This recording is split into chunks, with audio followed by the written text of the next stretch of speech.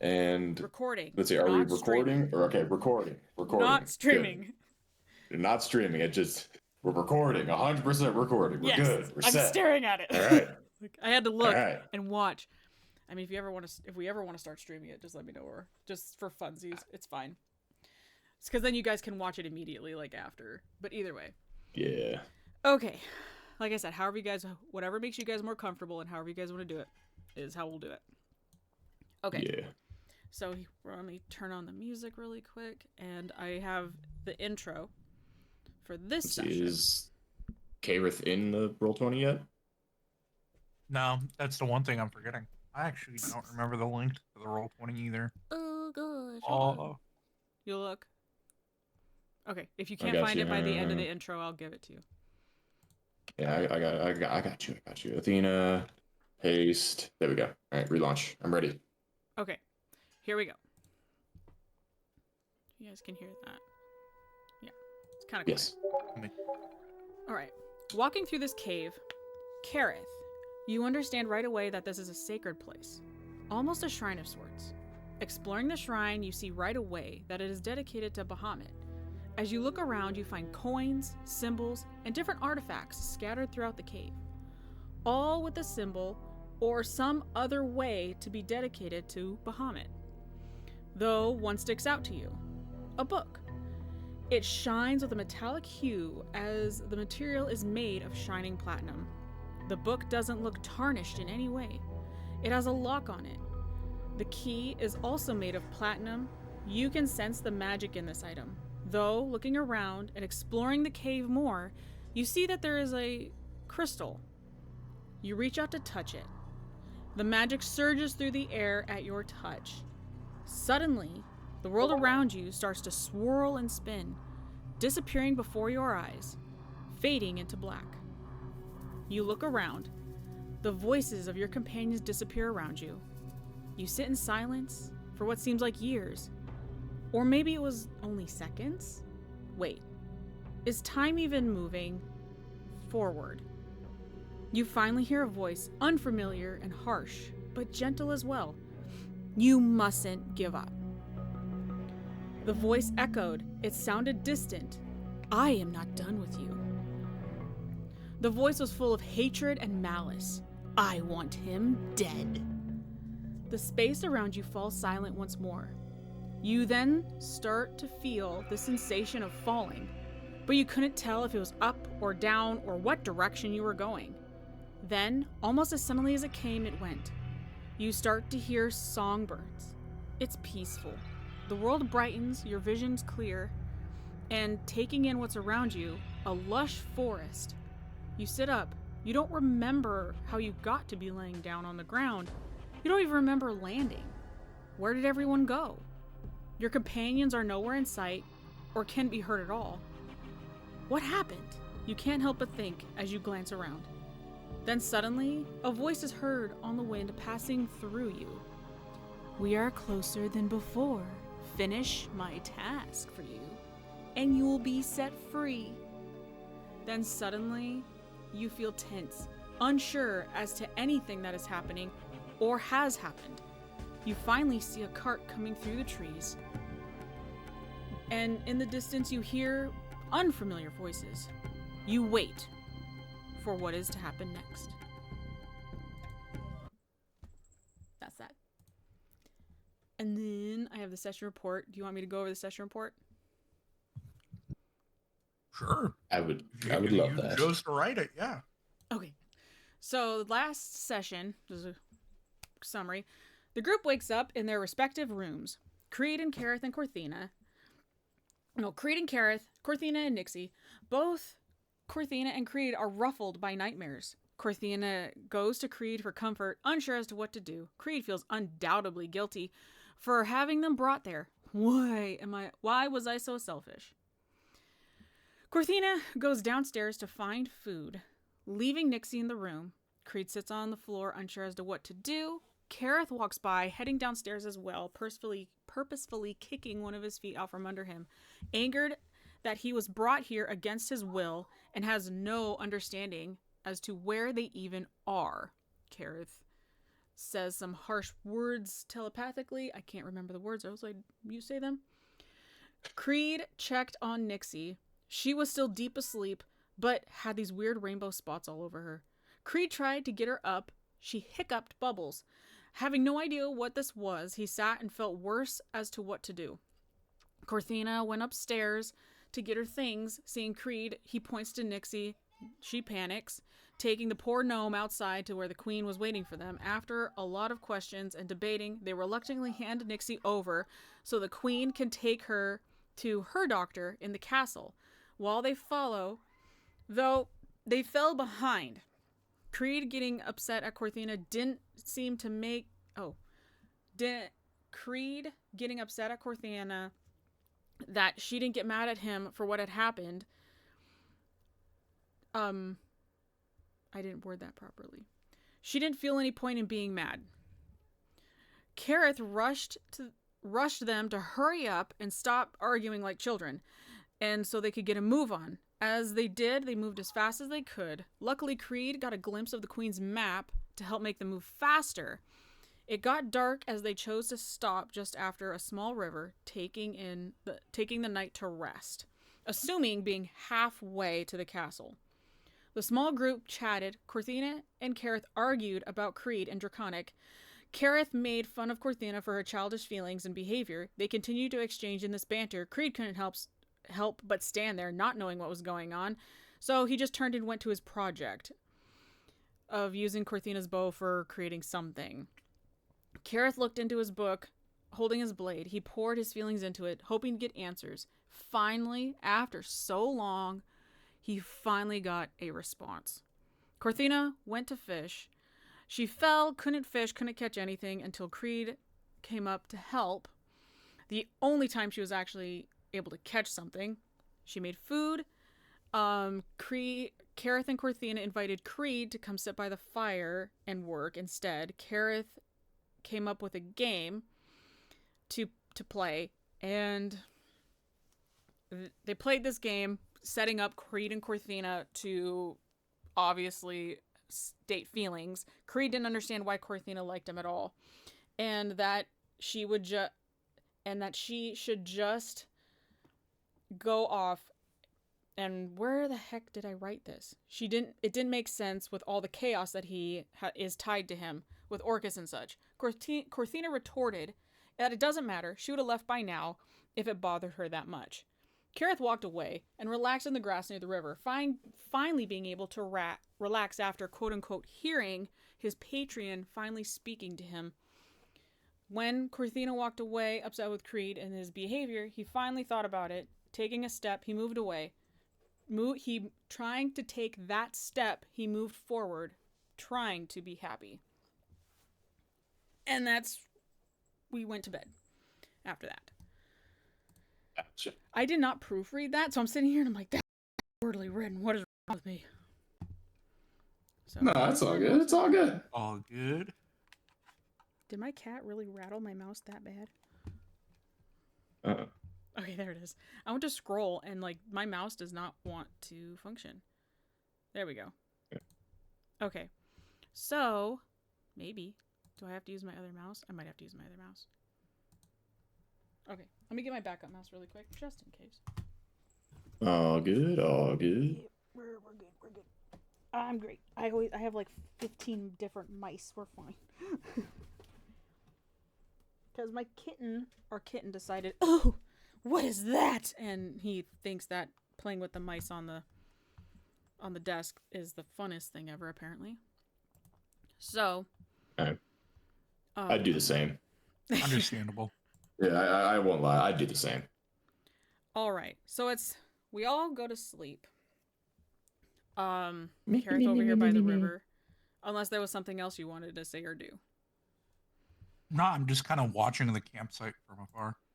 Okay. Yeah. And I have a question that I kept forgetting to ask. The big square, you said I'm assuming that's the alarm spell Creed has? Yes. So the reason it's significantly larger is since it's ritual casted, I'm able to just do it over and over again. So Okay.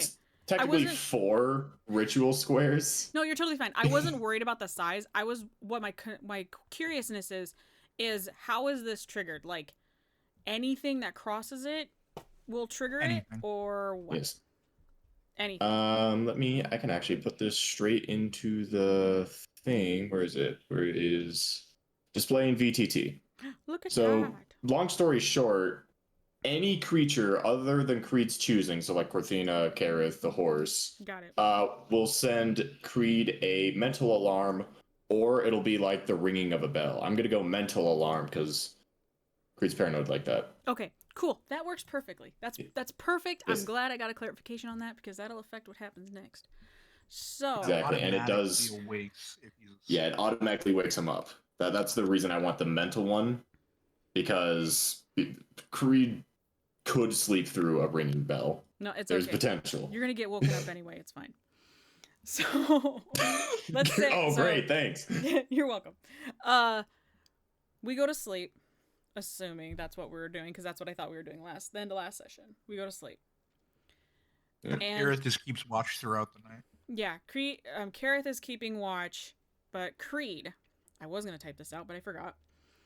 You start to dream, and Oh no. your dream, you think you're awake because you're just laying there staring up at the sky, and nothing seems out of sorts until you hear a voice, and you're not sure what it is until you like kind of prop yourself up a little and look over, and Corthina is sleeping next to you on your jacket, on your coat, and you see coming out of the ground 1, 2, 3, 4 clawed hands reaching up, coming through out of the ground.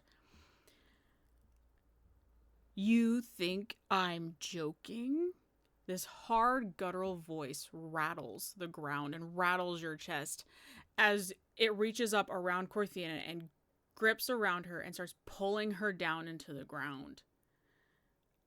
I will end this. And it jostles you up. Ah, got it. Okay. I imagine, yeah, Creed was like, has his like schematics kind of scattered around him, and then, of course, let's see, what time is he waking up? Is it still like It's night? dark. It's nighttime. I'll say it's like Gotcha, it's dark early morning hours. I'll say like 5 a.m. or something like that. Okay, 5 a.m. That's not bad. Yeah, Creed will, To me, that's obviously like twitch awake, and okay, this is a very important question. So Corthina's obviously also sleeping. How close is she to Creed? I would say like close enough. Like if you continued to work on your stuff, she didn't want to get in your way, so she slept like next to you, but not in your way next to you. Okay, cool. So I'll say they're like probably within an arm's reach, if that makes sense. All right, cool. Because I first thing I was worried if they were like side by side. Creed was actually going to like kick her when he woke up, No. just like fucking hoof to the hip. Yeah, apparently she sleeps really hard, so. Yeah, evidently.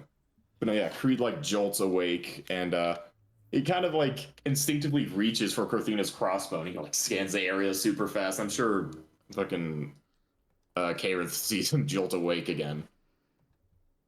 He just he's breathing heavy. I'm sure it's relatively cool out, so you can see like his breath fogging up in front of him. And there's like trembling hands have Corthina's crossbow. Yep, Corthina seems undisturbed. She's just laying there. Creed's gonna like kind of creep onto like all fours and like lean over her and like inspect, just like she's not dead. Yep, there's nothing there. There's nothing wrong with her. But as you do this, you get like your alarm in your head starts to make that sound. And you look in the direction. I'm assuming it's a direction, like you know where direction it's coming from. Yes. Let's see. When it casts a spell, designated creature won't set off the alarm. Lured by a mental ping. It doesn't specify, but yeah, I mean, either way. You'll hear it. You'll hear like some rustling.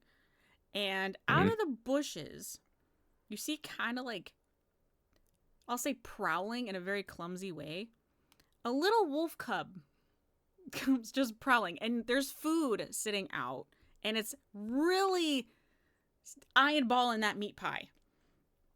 And it's not paying attention to you or Corthina or the horse. It's just its eyes are wide at this meat pie, and its nose is going a million miles a minute as it's just crawling on the ground, like inching towards you, towards this meat pie that I'm gonna assume is like right like here. It's like in this area where you guys were cooking, and it's just slowly creeping. And it's just a baby. It's just a baby little puppy. You know, that has me worried, because if there's a baby puppy here, I feel like mom's not too far away. Creed's going to, like, get up to his hooves, and is it okay if I just add a crossbow to Creed's inventory since he's borrowing Cortina's? Yeah. Perfect. It's a heavy crossbow, right? Yes. Yes, let me Perfect, cool. Triple check over here. Alright, equip that just in case. But yeah, he's gonna like get up to his hooves, and he's gonna have his crossbow at like a low ready, and he's just gonna start like also walking towards the cub, just like shoot, vamos, get. Its eyes, it looks up at you. Its eyes are wide. I would say like, I'm sure you've seen like a puppy here and there. I would go. This puppy is like maybe, like 2-3 months old. It's like not. It's a handful of a puppy, and you're just sitting there like it's like looks up at you, its eyes get wide, and it looks at the pie, and it's like tries really hard to like reach for the pie. Go try it. No. And as Creed's doing that, actually, a little half step forward. May I make a perception check for not the puppy, but for anything else that might be stalking the surrounding woodland? Make a perception check. Okay, let's see. And it do yelps I? At you. It yelps at you, like it like does like that puppy yip, like yip. Yep. All right, and if it matters at all, going on. You can totally see it going on. You see Creed stand up. Yeah. I don't know because of. I'll say there's a slight slant, so you can see there's something else up there, but like, you're not sure what he's running into. But Corthina is still kind of like out. She like kind of rolls over a little bit, and she's like, "Oh, shut up! What are you doing?" Okay. But you like Creed's you can see a little something's groggy. going He on. doesn't. Oh, you? What did you roll? Yeah, Creed doesn't. He's a little groggy. He got 11. You don't see anything, but you hear rustling. You can hear. It's obvious, especially with your passive perception. I'll take that into account as well, because you're paying attention to the puppy. Okay. Now you're actively looking around. You hear footsteps. I'll say steps, like stuff moving in the bushes all around you guys. Not just where the puppy came from. Creed. Okay, so it was a bonus action for him to search. Yeah. I'm going to actually use a main action. Where is it? Where is the spell? What is it? Jethro's instant reload. Creed's going to cast that with his main action, and basically what that does is for the duration of the spell, it gets rid of the loading property, so I don't have to restrict myself to, one shot per turn. Okay. I don't know if we talked about that, about the reloading property. I think it. Oh, we'll talk about that later. No big deal. Okay. Yeah, it's whatever. Okay, so you do that, and the puppy is like so looking that's up his at you, full and turn for right now. It growls and yelps at you again, like it wants that pie, and it kind of takes like another step forward. I have a question. So I am within 30 feet of this, and I have the feat called Psionic Mind. So I can speak telepathy. I can send telepathic messages to any creature I see within 30 feet of me. I do not need to share any languages with the creature, but it must understand at least one language to comprehend the messages. Does the wolf puppy technically count as comprehending a language? I will say, I'm actually going to say yes in this case. It would understand a language. Okay. I want to send it a telepathic message of, get the fuck out of here before I kill you. At that, it sits up really straight and it looks at you. Its ears pointed at you, and it's just eyes wide. Like, I'll like open my maw and kind of like start to charge up my breath weapon, not release it, but kind of like charge it a little bit as like a show of force at it. So as you guys are doing this, like Corthina's stirring as you're trying, and this puppy starts barking as it backs up. It just starts like yelping and barking and yelping and barking at you guys. Now seeing that Kareth is being a threat, and Corthina like rolls over kind of and stares and sits up like, what are you guys doing? And she turns and she sees the puppy. Her eyes get wide. It's a puppy! Wait. It's so cute! And it looks at Corthina and its tail starts wagging. I'm just like, oh my gosh, look at it, so cute! Okay, wait. Hang on, Cortina. Creed's gonna like kind of eye the area, so he didn't see anything, but he heard the rustling, right? Yes, he heard rustling. A lot of it. All around. I do not think we're alone. These things' parents might be nearby. And I make that. Can I make a check to see if there's any mama wolf or any other cubs roaming around? Make a perception check. Let's see. And then is he too far for me to help? Oh. What is it? Natural 20. Is he too Natural 20. Oh, right. Yep, check the D&D thing. I'm looking up oh my gosh, I'm having weird mouse issues. Click. Hot damn. Yep, nat 20. All right. Hot damn. All right. So, Kareth, you look past the wolf. You look past this baby wolf cub.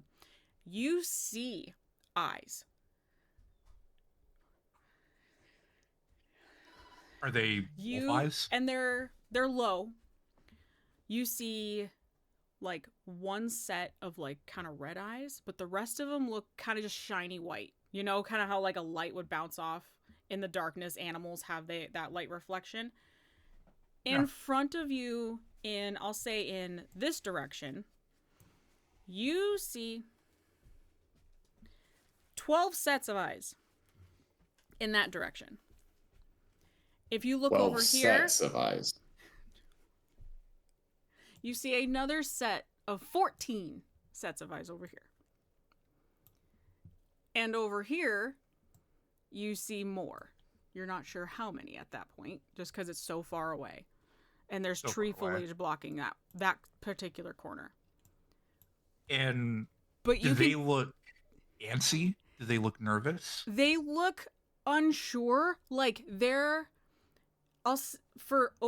you can see one over in this direction look kind of annoyed, but the rest of them are kind of like sniffing the ground, sniffing the air. Like you can see like some are up, some are down. They're not sure. They're feeling it out. They're feeling out the situation. And the pair of red eyes stands up higher than the rest. And you'll see red eyes in that first bunch, and then over here you'll see 2 sets of red eyes in this bunch up top. And that's what you see. Am I within 30 feet of the red eyes in this bunch? Yeah, I'm gonna say you are. You're within 30 feet. I want to reach out to them telepathically. And seeing them stand a little bit higher, I'm going to kind of assume either they got to be werewolfish in nature. We've already been warned about werewolves, or they're the leaders of their pack. Correct. And I will say, leave now, take your pup, before anyone has to lose anything important. As soon as I say that, they cannot reply. Okay. They cannot. I do not have the message cantrip, sadly. No, I was just wondering if they only one way unless they know telepathic themselves. Right. And at that, I want to use my gem flight to release these giant blue glittery wings that look like a bunch of very, very thin sapphires pieced together into webbing of wings, and I want to fly and kind of hover above the camp. Ooh, pretty. So you do that. And you can see the eyes kind of tilt slightly and alert. They become alert, like, oh, this thing communicated with us. And you suddenly hear slight growling. And that whole bush area, you hear growls and like almost like they're talking amongst themselves. And Corthina immediately like kind of props herself up. She looks alert past the cub into the bush, and she's like, "Oh, there's a bunch of you." Like she's not like looking for them, but she hears them, and it's obvious that there is a bunch in the trees. And she looks down, and she looks at Creed, and she turns and looks at you, Kareth. It looks so hungry. Then take the meat pie and throw it away from us before things start getting ugly, because this is not going to end well. I have a plan. Hang on. Creed's gonna just like lean down to the wolf pup. He's just gonna go, get, leave. It barks at you. And kind of like does that lunging puppy play nip at you. Like you lean down and you say get, and it lunges, plays at you like that, and does like a little yip. No. Creed, again, I sent you the revised ranger, and I'll send it again. That way you know I'm not a malarkeying. Mm-hmm. Level 3 ability, Beast Whisper. Okay. I can automatically succeed on an animal handling check if the beast has a CR lower than my proficiency bonus. Oh. Yeah. So Creed's just gonna go home. Oh. Leave us alone. Okay. Well, it sees that and it backs up. It does like a little yep, and then it turns and runs back into the trees. There we go. What are the pairs of eyes doing? They're looking at it. They watch it come back into the trees, and you can hear them sniffing in the air and like kind of yelping amongst themselves. And then over here, there's like yelping and growling and like frustrated, like, oh, well, we thought we were going to get a free meal out of this. And Corthina, she picks up the pie and she looks over at Creed and she quickly chucks it into the freaking trees. Like over here. Yeah. I'll follow suit and throw. I'll kind of like, I was hovering here, sorry, I forgot. I want to kind of fly very hesitantly outside of the alarm to like here, and I want to throw down.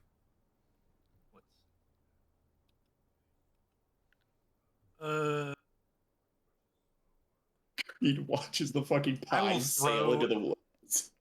You hear a very happy sets of hardtack rations into the tall grass in the trees to like feed the wolves, to tell them like, this is what we're giving you. Fuck off, kind of thing. So you throw it over here, pretty much up here. Yeah, like over here, some of it over here, and like, you know, maybe like 1 or 2 bits over here because you already threw the meat pie. But like in total, I'm giving up 13 days of rations. Okay. So you do that. You throw the first bunch like in the trees, and you hear a little bit of scrapping, like they're growling, and like you hear immediately they go after it. And the one you threw over here, you see, oh, come here. Hold on. Wrong layer.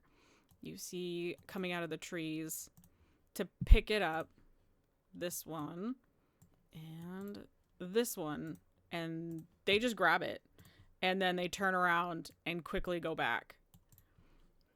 They both go back. And then you hear in like another one comes out and another one comes out. And they're grabbing the pieces and running off. And the puppy, it sounds like the happiest thing in the freaking world.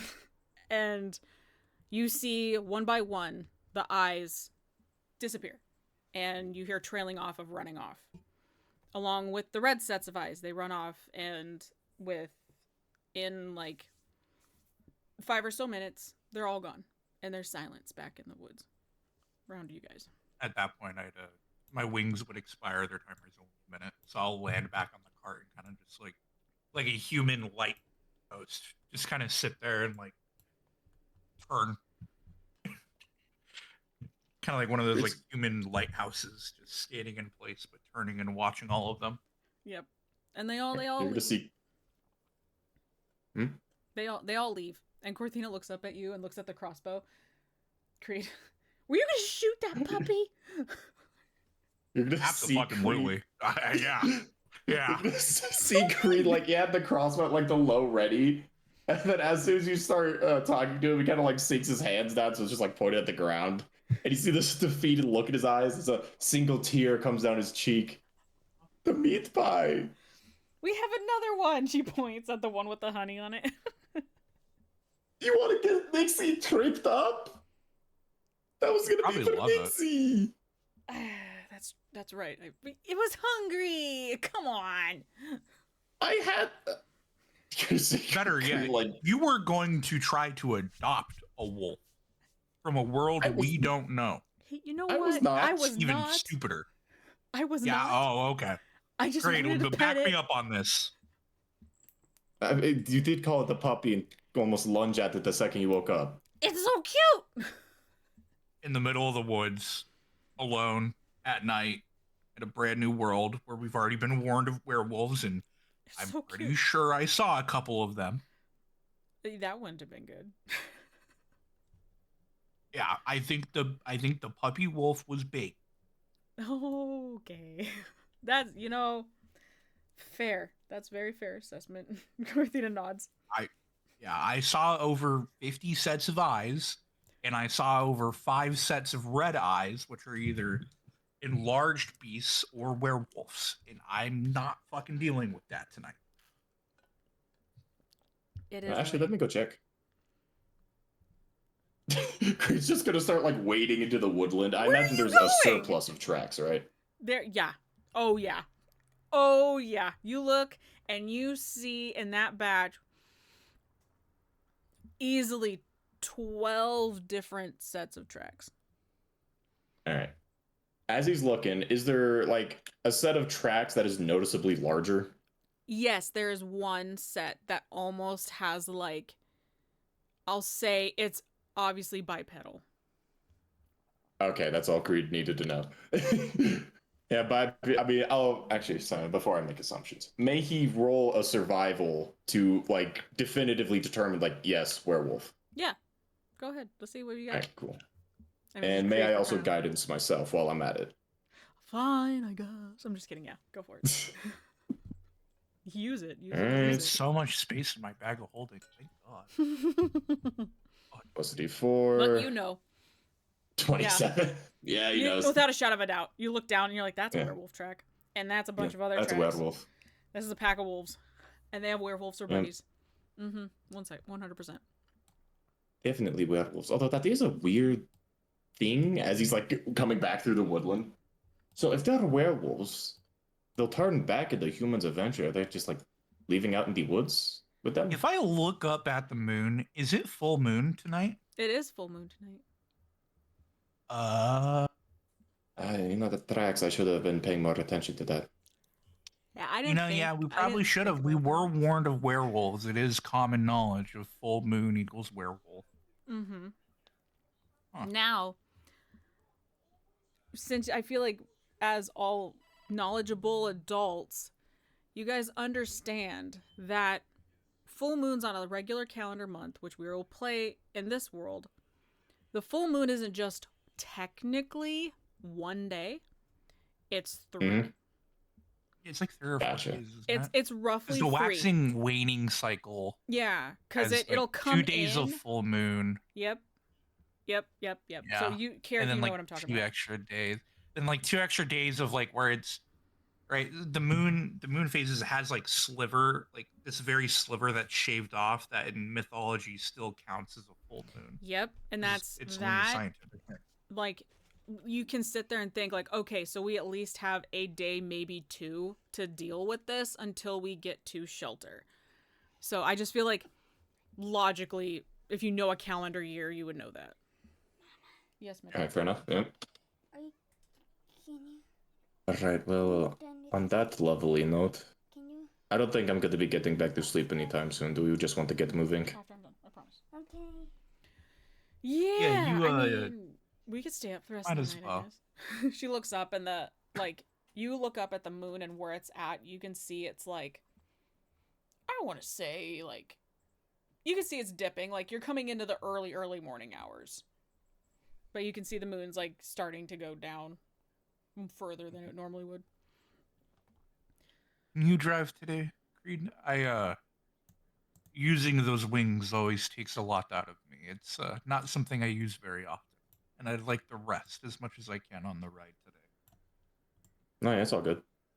Yeah, Creed, like you see that, and Creed like walks over to this grass patch, and he just starts like rifling through. He's like, ah, there you are. And he grabs his bear trap and disarms it. Just, I put it on What the the wrong fuck? side. What? Yeah, why would you put a bear trap on? Never mind. Never mind. He said he was worried Listen, in this case is like people came off the path, but I don't think the path is what Yeah. we should be worrying about now. Duly noted. You know, I wouldn't be worried about the path most of the time. You know what? Never. Yeah. You know, strange question, Gareth. Do you happen to have any salt on you? Fuck, that is a strange question. Come here. Come here. Quit running from I me. got. Okay, so that's a DM question, I guess. What? I have days of rations, so that would include things like salted meat. Yeah. Oh, Would wait, I just carry ask like a Corthina, she little has cooking. pouch of salt, and then cooking tools as well. Yeah. I imagine Corthina has some salt. Corthine has salt. Okay, cool. Cool. There you go. Next time I set that bear trap, can I borrow some of that? Sure, it's in the cart in the cooking tools. 2 points. Oh, I can perfect. throw Okay. some jerky in it too if you want. Yeah. Well, I was Corthina just gonna lays put salt on the teeth of the bear trap. Well, that and then you put meat on the bear trap pad, right? Light enough meat so it doesn't trigger the pad, so that way they can smell it, and then it's bait. You ever hear of bait? Well, yeah, I've heard of bait. I'm just trying to. I suppose that would work. They already got our scent one way or another. What some bait could have hurt? Anyway, horsey. Cortina, does this thing have a name? Corthina I looks. could. She looks at the horse. I never named it. I dub it Jerky. No, I'm not naming my horse Jerky. Are we leaving? Corthina's laying on the ground, still on your jacket. She never actually got up. Oh. I mean, I would hope. I mean, I don't want to stick around in case they come back. Okay. Yeah, we should leave. She stands up Good. and picks up his coat and hands it to you. Creed. Okay. She begrudgingly crawls into the cart and lays down. Don't worry. Don't worry. Creed's just gonna keep he's gonna throw his coat over her again. Just like, you can keep resting, both of you. I'll get this out of you. Oh wait, shit. Do you want your crossbow back? I don't need it right now. You can hang on to it. Alright. With that, Creed's gonna lay the crossbow bolt in the passenger side, and he's gonna take the reins and whoosh, into the darkness, back towards the castle that we were going to. And off we go. Oh no, I am During upside down. Yeah, during this, since I don't need to sleep and I can do light activity to gain a long rest, would I be able to gain a long rest during the day's travels, assuming nothing happens? I feel like that'd be fair. I mean, you can get your long rest back throughout the day, just because I don't want to abuse it. That's my thing. I mean, other than talk, I didn't plan for a whole lot to go on. Let's see. You go, and this can be the next point. Make sure that's the right one. I was ready to. Right. Ooh, beach. Yep. Yeah. Mainly, I just want to sit in and do some light reading through the Bahamut book, and then just rest to regain my dragonflight for later. So this is Creed. You remember there's a lake on the map, and you are gonna presume this is that lake. Oh shit! That does remind me. I need to fill up my water skin. Cortina, Gareth. Sorry, I didn't mean to wake you. Do you guys need your water skins refilled? I don't carry one, to be honest. That would be a great idea, actually. She holds up her water skin. Carrying a water skin is a good idea. I gotta buy you. Yeah, I've never had a need to carry one. Oh, do you want to walk down there or take the horse? You've come from a. Oh, it's just gonna walk. It's only okay. 50 feet. I've always been I've been an officer. I never had to do it myself. I always just. You've never. And you scare me, man. You've had slaves? Corthina looks at him. You stone cold people. What? It was a joke. No, I know. Creed, you walk up to the water and it's cold. You touch it and it's just so cold. and it's like crystal clear, like all the way through. Gotcha, wonderful. Refill water skins, and then Creed's gonna remember he still has a water skin filled with zigzag water. Yes! He will duly note that for later. Hell. Zigzag later water? being in about 10 seconds. I don't have that. Yeah, as he's I was trying to remember all 6 of what the things were. I'll make a note. Hold on. I know a couple of them. It's like... I need a marker. Yeah, that's all good. I was gonna say, Creed on his way back, he's gonna take a hit from the zigzag water skin. Oh, okay, Zig. Just for shits and grins. Hold on. Alright. I've got you a water skin, Cortina. In the meantime, Carrot, you can borrow mine. He's gonna give Carrot his normal water skin. Yeah, thanks. I'll take a sip before throwing it in the bag, holding, and just kind of go back to reading whatever passage I was reading at the time. Alright, if you take a hit off the zigzag water, roll a d6. Let's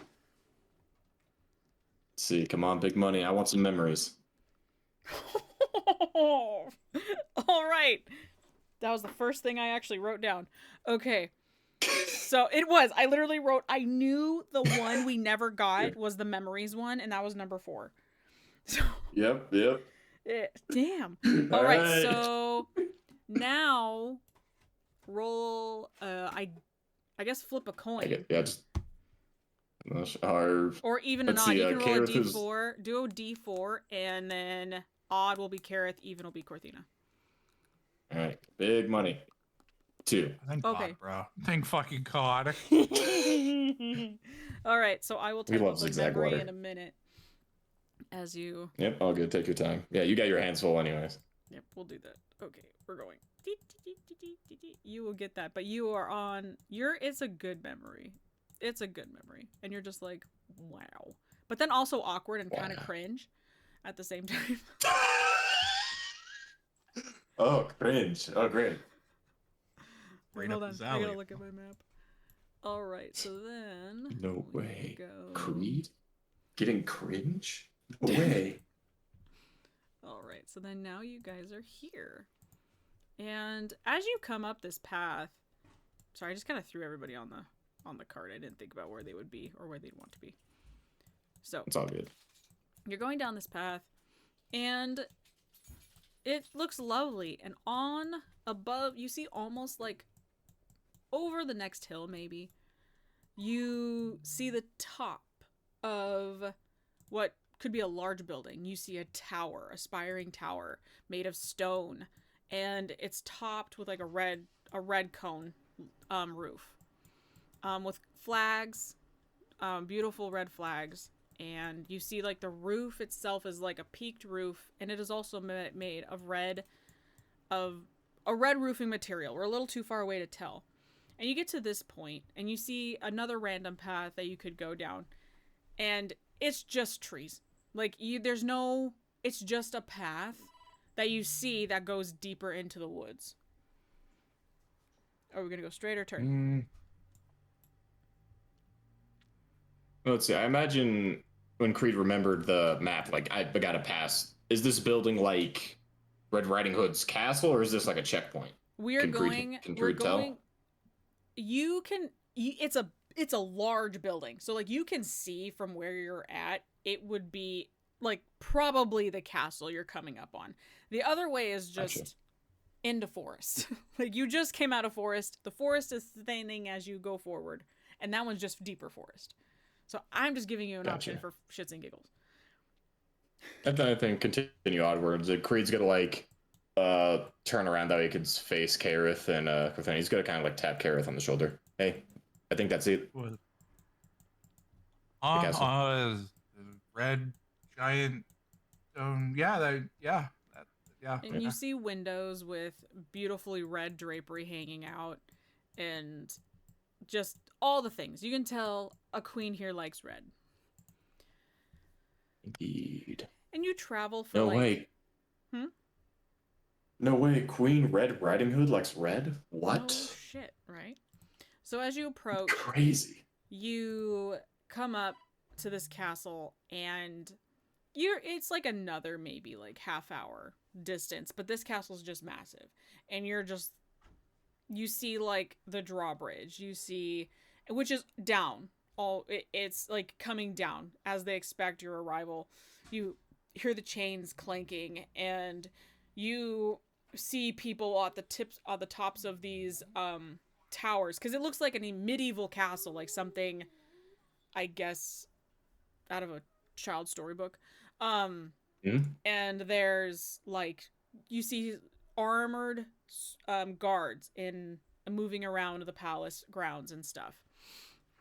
So, or the castle grounds, and you see them at the drawbridge. You see it is more heavily armed than she was running around in her cart. And you come up to this piece. I have it shadowed because we're not going inside of it yet. Yep. And this is another map we have stolen off the interwebs. So I see. I mean, not stolen. I technically purchased it with no monies. So we are here, and one of the guards looks to you, and he says in like a very authoritative voice, but like it's like booming, "Greetings. I presume you are Queen Riding Hood's guests." Yeah, I believe that would be us. I've still got the, Queen's gonna, like, fish around in his pockets for a second before realizing, fuck, it's in my coat pocket, sorry. He's gonna, like, bend over the back of the cart and, like, Cortina, hey, can you hand me my jacket back? Oh, yeah, here. And she just, like, kind of lollygags does it, because she was just sitting there with it over her arms. Yeah. Creed's, like, he still has, like, his, like, ass in the front end of the seat, and he's like bending over the middle. Just, all right, give me a second. Rifle to was it this pocket? No, wait, it was here. And he's gonna pull out the contract that he had the queen sign before showing it to the guard. Okay. And the guard holds his hand out and he looks at it, like, till he doesn't take it from you. He kind of just like bends the bottom of the paper so he can see the signature on it. Like, all right, and he nods. He gives like a hearty nod, and he says, "You may leave your cart here or take it right over." And he gestures over here to like this tent, that you can gesture over there to leave your cart, or you can just leave it right here. Our choice. And I don't want to like peek out the cart. Looking at this guy, is he like is he like just wearing like normal steel plate armor, or is he wearing like anything that would like signify like captain of the guard, sergeant? He's wearing plate armor, but like over the top of it, it's like he has like a layer of like red fabric with like on his chest. Okay. There is I'll say like a red hood, but there's like no face, with like a black face in it. So like that's like Riding Hood symbol is like just the hood, and that's on like his chest, and he has like his armor would be painted red on the shoulders, and then he has like this red plume that's obnoxiously bigger than the rest of everybody else who has like smaller ones. How obnoxious and how ornate is his sword? Weird question. I know, super weird question. That is a weird. I don't know. I would say it's typically not like shitty fighters who are in command have ornate swords versus good fighters in command have very bland swords. You can see that like the handle, the hilt of his sword, like he has obviously doesn't have it drawn, but the hilt of the sword is very like beautifully done. You see like doesn't have like gemstones in it, but there's engraves, and it's like the handle part where you hold it is like it has leather on it almost, but it's like it looks like it's made to work. It's not made for fashion, if that makes sense. Yeah, it's like it's a done up sword, but it's not like nobility kind of done up. It's just a little extra. Cookies, please. You ate all the cookies. Oh, can I have some mini muffins, please? Okay. In a minute. Okay. Okay, just give me 1 second, boo bug. Okay, and then can I, and then can. What's your name, man? I just gotta know. Huh? And then can you print out stuff? Yes. Okay. And he's motioning as you ask him. He's motioning to the two guys to open the gate because the gate looks like it lifts. And he's motioning to them. He looks over his shoulder at you and he says, Sir William. And he just keeps motioning, like doing his job as he like moves closer to the castle. You can come, move your cart over there or leave it where it is. Your choice. Are you gonna keep a good eye on it, Will? I won't. Jefferson will. And he points over to Jefferson, who is over here. Just honestly, he's just standing there, like all like rigid, with a spear in his hand. Good old Jeff boy. Okay. You know, I trust him. He has a spear. That's a smart man's weapon. He is one of the best spear throwers I have. Spear throwers. Yes. Oh. You don't hold on to your weapons. You just chuck them in the middle of battle. Well, we go get them after we're done. There hasn't been a war here in over 200 years. Nothing we really worry about. There hasn't been a war that what? Like stop and try to. There hasn't been 200 years. 200 years? Yeah, 200 years. He turns and looks. Correct. The kingdoms keep to themselves, and the most we ever get problems from is the Troll Kingdom, but that's not our problem. That's the Fourth Kingdom's problem. He steps a little bit closer as the gate is slowly, finally, like, peeking above his height. Yeah. How nice is that? No war? Corthina looks around at you guys. Creed looks paranoid. There's gotta be. I'm looking extremely like there's no fucking shot. Like the disdain of like you're so ignorant is written all over Kara's face. He's kind of just walking through the square. Yeah. So I don't think Creed doesn't have disdain. It's just disbelief. He's like, no, you're fucking with me. No. Yeah. 100% fair. 100% fair. He where is it? I need the yeah, we'll go like this. Okay. Ew. I think this no war in 200 years. Bloop. I just I don't know, it's a little fucking strange, isn't it? So he's walking in here. And that is, I mean, strange, yes. Corthina's looking back at you guys. Strange, yes, but like I like it. I'm not gonna lie. Actually, I'm gonna check real quick. As you say that, Creed still has your crossbow. Do you have other weapons on you, Corthina? No, she doesn't have any of her weapons on her. In fact, she still hasn't put her armor on since last night. She took it off last night to sleep in. She still hasn't put it back on. I was gonna say, Creed has his coat on, like his very she has thick like coat. But... She has like this cotton shirt on. Like it's like a really nice cotton shirt, and she has like her little like it's the bottom part of her armor. So it has like the armor plates on the sides and that go down her thighs because it's like a skirt on the bottom underneath it. But that's like she doesn't have like her chest plate on. She has like her on her arms, what are those called? Bracers or gauntlets or whatever the heck they're called. She has those, and she has like her legs, but she just doesn't have her chest plate on. Just completely just she's too relaxed. Paris is like wearing like a leather jerkin kind of thing, like hardened leather that's stained like brown and gray a little bit from like use and kind of dye, mostly soot.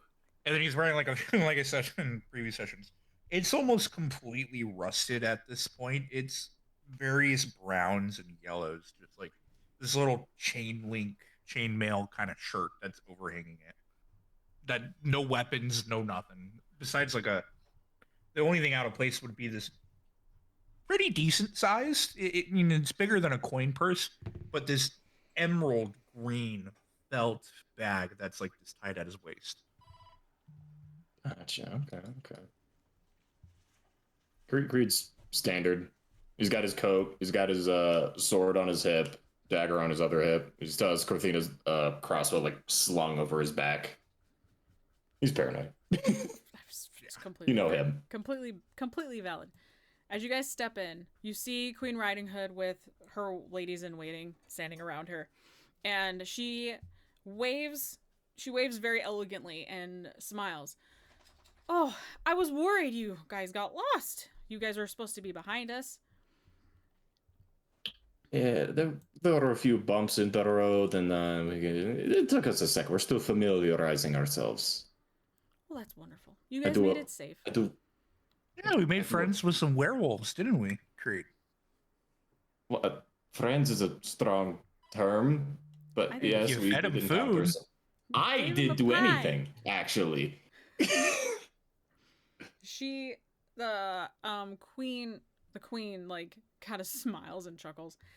Yep, just feed them and they'll leave you alone. And she starts walking this way. Come, we can show you your friends. As her ladies in waiting all follow her, and a couple of them look at you and Creed and Kareth, and they both just kind of start giggling like little schoolgirls as they look at you both, and they follow their queen this way.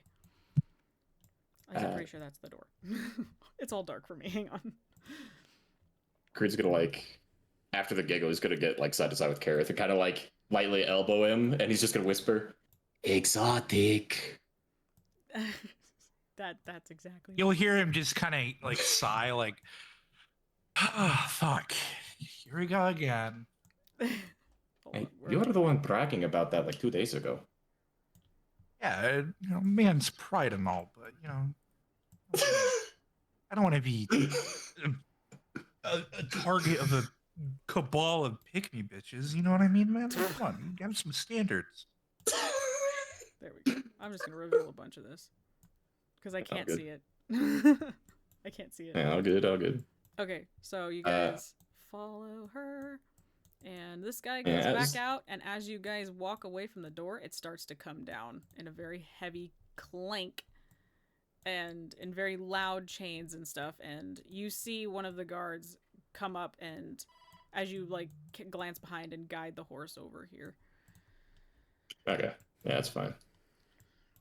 Just so it's out of the way. Apologies, Your Highness. A question. So it is just standard practice to feed werewolves, and they just leave you alone? That's it? Well, it's either that or they eat you. Which would you prefer? Would you like to be a werewolf snack? I just, I'm... Agreed. Our lands are, I'm going to say, not as nice to were creatures. That's normally the case. Other villages, like the Fourth Kingdom, they'll execute them on sight. Burn them at the stake. Oh gosh, I shrunk her. Didn't mean to do that. Glitch in the system, don't mind it. Just pretend it didn't happen. It's okay. And Gorthina's catching up. It's all good. Yeah, all good. Yeah, we'll just pretend she's walking along. You don't gotta worry about, Okay. Oh my god, can I just like select everybody? Oh, nope, not Kareth. My own free will. Shh. Try to make this as nice as possible. Anyway, no, you're doing great. You guys just follow her through, and she's pointing like, "Oh, that this is like what parts of the castle you guys are in." As you guys walk through, and she tells you guys to mind your feet. There's current like construction going on as you guys go through this piece. I guess we can. Yeepa. You guys just continue following her. You guys are, again, like I said, she's just showing you guys around pretty much. We'll get to your friend Nixie, right? That's what she kept mumbling on the boat between hiccupy bubbles. And, oh my gosh, why do I keep grabbing her? I'm going to make this easier on myself and just put Corthina right there. There we go. I'll move out of the way so you can group them. There you go. Nope, we're good. And she walks, and you see just these people moving large items. Obviously, there is like some construction going on, just different parts of the castle. And she just talks about how like we're just updating, because it's an old castle. And she walks through and she points around, and excitedly and Let's brags a little bit. let's see. The construction, can Creed determine if it's made for like function or form? If that makes any sort of, or sorry, not function or form. Is it for fashion or function? Make a perception check. I would love to. Perception. And damn, no perception for Creed. That's a 12. Oh gosh. Okay. Well, sorry. I was so close to an 18. I saw it just slowly tilt to a 5. I hate that. I hate that. It teases you. I hate that. You just see construction. You're not sure. You see lots of stone. You see lots of nice fabrics coming through, but you're not sure if it's just, oh, they're just remodeling to update or what exactly it's for. Walking through the entire castle, I've seen guards posted about, do they look wary or do they look pretty lax? Are they like watching us like hawks, or are they kind of just looking at us and like turning away kind of They're not moving. They look like statues. They're standing there like they're, I'll say like the queens in the Queen of England. They're soldiers, how they just stand there, they don't do anything, they don't look, they just stand. That's what they're doing. Gotcha. Yeah, they're unmoving. You don't know if they're watching you. You can make a perception check to see, but you can't. Yeah, I'll tell. make a perception check. 100%. Heck yeah, go for it. I think it's going to be another natural 20. I'll take a 13. A 13? Yeah. I'm gonna say that's still an unsure. You're still unsure because they have these helmets on that cover the majority of their face, and so you're like, are their eyes following me? You don't know. You don't know. They're just standing. You just got this little eye slit to look into as you're passing by. It's yeah. Yep. Now, if you rolled a nat 20, I probably would have given it to you, but we're not doing it. Too bad. Probably would have probably given it to you. All right, Warden, calm down, bro. Hey, I'm not that bad. I'm just kidding. I'm sorry. So it's all good. She kind of stands there, and her ladies all go over here, and they start talking and amongst themselves, and they're glancing at you guys, and they're also kind of like pointing and hushed whispers and giggling amongst themselves. And I'm sorry, I have to be upright. My OCD. Okay. No, it's all good. Yeah. So she steps over here and she points. You see rooms with they're supposed to be doors of these rooms, and she points. Your friend is in here. I gave her the best hospital suite in the castle. Due to your guys' circumstances not being around here, I hope this will make do. And she's pointing at this one. And Nixie is on the bed, hiccuping bubbles, and has little rainbow spots. Gotcha. Creed's gonna peek in the doorway and see Nixie, and you're gonna hear him sigh, just this really loud sigh of relief, just okay. Well, I'm glad she's okay. He's gonna, yeah, I am too, actually. And you're gonna see Creed hesitate for a second before he kind of just pushes the door the rest of the way open for Corthina and Kareth before he turns his attention back to the Queen. I have realized we made the deal of a question for a question, and that's how I got you to sign this. He's gonna show off the paperwork. Mm-hmm. I unfortunately made my leave before you could ask me a question, and I do apologize for my rudeness. It's all right. We were in a rush. She motions towards the door with Nixie in it. She's like, it's understandable. Things happen.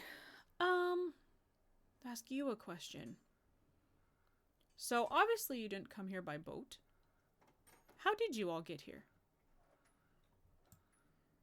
Creed, how did we get here, Creed? And you're going to see Kareth kind of cross his arms, like right across his belly, kind of as one of those guards from a movie. You see him cross their hands and hold their hands. Yeah, Creed, how did we get here? You see Creed kind of visibly winces at Kareth, go on, tell her. He sees his ears kind of flattened out. He kind of hunches his shoulders slightly. She looks back, and the Queen looks back and forth between you, Kareth, and Creed.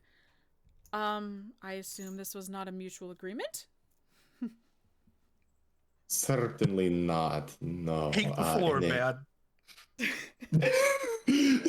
In a very unfortunate set of circumstances, I may or I did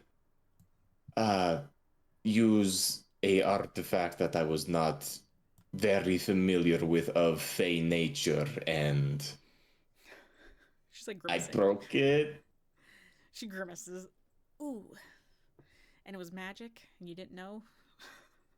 Well, I knew it was magic. I knew what it was supposed to do. Didn't know it was going to do this. And he just motions to everything. She kind of tilts her head slightly. So, you knew it was magic. Did you use it wrong? Like, I don't understand. I'm pretty positive I did. I kind of panicked and smashed it in my... Yeah. She looks at you, Creed, and then she looks at Corthine, and she looks over at Kareth. Okay, I think I understand. Well, I'm gonna tell you. She just starts giggling. Don't break magic items here. I'll tell you that. Because worse things could happen. I mean, you could have died. Really, you could have died. And Corthina holds up her hand. Well, the item was technically to rewind time, and that's not what happened. And the queen her jaw drops, and her eyes get wide. You never mess with time. Why would you do that? She looks at you, Creed. Yeah, Creed, why would you do that? He wanted to save us. We were dying. Dead? Question mark. You were dead. It was very horrific, actually. There was no uncertainty about it. Oh. The queen kind of like starts like rubbing her fingers together and like massaging her hands. I understand that. I understand losing someone, your friends, loved one is very tragic, and trying to bring them back can have consequences. Yes, absolutely. You know, no shame to Creed for wanting to bring back his loved one, but hey, loved ones. She was also dead. She points at Nixie. We were trying to save Nixie too. No, love is not always fair in who it's dished out. I feel like we were underprepared for what we were thrown into. She kind of looks down. Probably. But that doesn't explain me. Why am I here, Creed? You know what? That's actually a really good question. Why him? Corthina looks at Creed. What did you do? Like, looks back at Kareth. She looks back at... So what did... You have no... What did you do? Like, that doesn't make any sense. And then the queen, like, puts up her hand as we just kind of sit there. And she's like, wait. You were not with them when this happened? Nope. I was with my loved ones. We were in another plane of existence, one would call it. One being influenced by a god, and we were exiting that plane of existence back into our normal plane of existence from one to another. And during that travel, I ended up here. That happened the same time this happened. She points at Creed. I have no idea. Well, like run his hand through his hair. Just wait. So my fuck up. Sorry, Queen, for the French. As you were exiting a different plane, must have linked these together. If you're here and your friends were exiting at the same time, then... Well, it was one of these things where it was like... well, this is where it gets a little muddy. It wasn't exactly exiting. I was touching the heart of the world. What? And that kind of triggered something. I would describe it as exiting. And then, as soon as I touched it, I woke up to you guys shaking me under the meadow. Yeah. The Queen is like rubbing the side of her face and like rubbing the side of her temple. Oh my, you guys just like playing with magic, don't you? I was told to play with my magic. I had clear instructions. I did listen, everything right. There was no joy in what I did. Trust me on that. There was no playing. Well, I mean, people play with all kinds of things, and sometimes it's not playing, sometimes it is. You know, it just depends on what the item is and what it's used for. Like, I don't know. Just we rewinding time. Yes, rewinding time. That's not always a good thing. That's actually never a good thing. Don't do that. if things happen for a reason. But around here, like, magic can be used for bad. Most often it is. Hence, people getting thrown in jail or burned at the stake because, you know, witches. That's a thing. That happens a lot around here. Wait. Do you just purge magic users? Well, if they're obviously committing crime, like the evil queen who's been sitting in prison for 20 years. She actively tried to poison the prince. And she was his stepmother.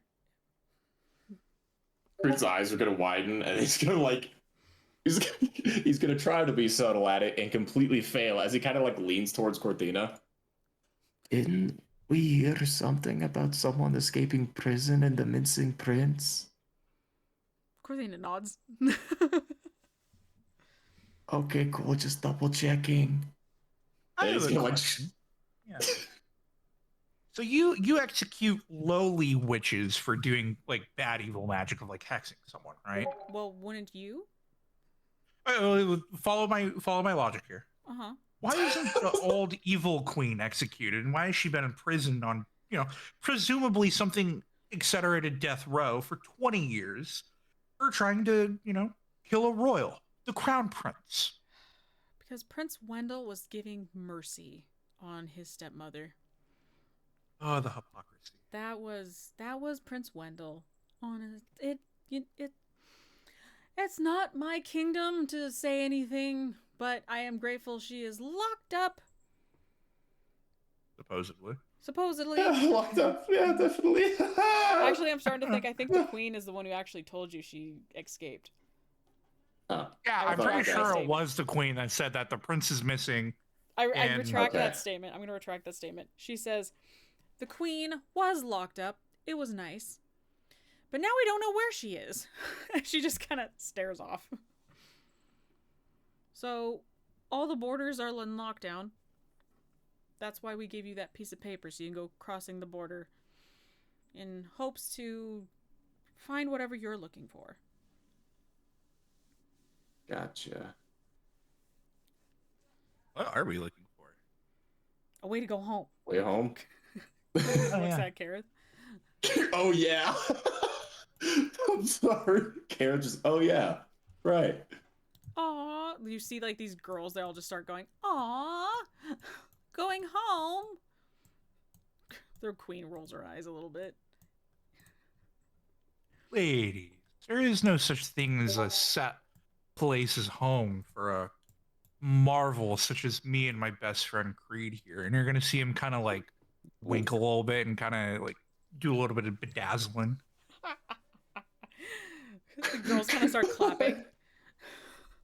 Marvel. You like wink at Creed and he's like looking at you and he's like, brother, what the fuck are you doing? He does that and he kind of like with his hand just like points at Cortina, just like Cortina's like glaring at Kareth and then like glaring at the girls across the way. Yeah, my bad. I forgot. Still new, still processing it. My bad. Sorry, ladies. My friend here's off the menu. He's sadly taken by my other friend here. What? They all we'll have to learn to share. All just look so sad. They're just like, aw. And one of the gals, this is what she like, do you not share? She looks at Cortina. Cortina just straightens up. Share? I'm selfish. What are you talking about sharing? She just looks at Creed, looks at the girl. I'll eat you alive. She's like, the girl steps back. Okay. I mean, don't be saying that, Cortina. The girl steps back. Yes. There's beasts. Corthina gets so rigid. The queen waves, stands over here and just waves the ladies off. Don't mind them, please. She just called me and she's like, I will take care of it. I will take care of it. She glares at the girls over her shoulder. That reminds me. Is there any like nobility other than you here in this kingdom? Yes. There is, in the second kingdom, there is I, who I rule the northern half of the kingdom. And then there's Gretel the Great, who is in control of the lower half of the second kingdom. Gotcha. So you two are the only two, like, nobles of the second kingdom. The 8 kingdoms, the 8 other kingdoms have their own rulers over them. Okay. Now, he's gonna kind of like put his hand to his mouth to kind of like block what he's about to say from like the cabal of girls over there. He's gonna kind of get a little bit closer. Between you and me, do any of those girls have a wealthy family with like a bunch of land? See him kind of like wiggle his eyebrows up, like, huh? Uh-huh. She narrows her eyes at you, and she looks at you up and down. No, they don't. They are my ladies in waiting. That's all they're there for. Such a shame. If only one of them was like a rich merchant's daughter. I pay them. Finally get off the road. There is many wealthy individual throughout the 9 kingdoms. You'll find somebody. I mean, if you want to take one, you'll have to pay me for it. I mean, see, I want to do the exact opposite. I want to get paid to take it off some nobleman's. I think you guys have plenty of wealth, in my opinion. I don't know. That reminds me.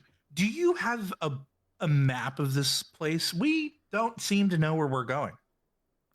Right. She looks at you, Creed. I said I was going to get you a map. And she waves over to one of her ladies in waiting. And one of them darts away to go get a map. Gotcha. She'll be back with it in just a moment. I was having it. I don't have many. I have like a couple, and so she will go get one for you. Of course, and I must thank you for your hospitality and especially taking Nixie in. Of course, I'm a big believer in a favor for a favor. Is there anything we can do to settle this debt that we owe you? Oh, I'm sure she wants something from us. I'm just waiting to hear what it is. She kind of like looks around a little bit. There's nothing you guys can do for me personally. She looks over at her girls and they're still giggling and shit over here. I mean, obviously you could probably do something for them. Keep them entertained. Oh, 100%. Oh, yeah. For days and days on end. I mean, give me a minute or two of myself. At that, he's going to kind of like raise his eyebrows at the queen and kind of look her up and down. Okay. What? Okay. I don't get alone time at all. I just want I want myself. This girl comes quickly coming back in, and she stops and she gently like brushes against Kareth, and then she like reaches out and holds the map out to the queen. The queen like ushers it between you and Kareth, and the girl has 2. She has a smaller one, which obviously like on the top it says the second kingdom, and then the other one says the 9 kingdoms. And she says, which one would you like, or would you like both? Oh, both would be great. How much for both? You can just have them. It's fine. You guys need them. I mean, like I said, she points to the girls behind. If you can give me an evening to by myself, you can take them and you can have a room if that's what you want. And the girls just start erupting and giggling. And this guy over here is just like shaking his head like, oh dear God. Yeah, hearing that, the one that's kind of brushing up next to me, I'm gonna kind of I'm gonna send her a telepathic message, but it's not gonna say anything. It's just gonna kind of be one of those like little zolts in the back of your neck, like where your hair stands up. Oh shit! It's just gonna be one of that. And then when she looks at me, I'm just gonna give her a little wry wink.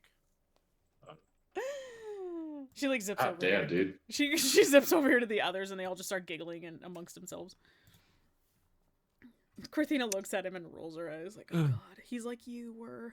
She looks down at Creed. I used to Can be we like that. can we talk on the balcony away from prying ears? Guards are fine, but Wait, what? entourage aside. Who? I'm saying it to the queen. Like, Oh. can we step out to the balcony? You know, away from the entourage. Serious business. She looks carefully. It's under construction. If you want to step out here. Ah, that's fine. Anywhere away from any kind of motion towards the cabal of girls.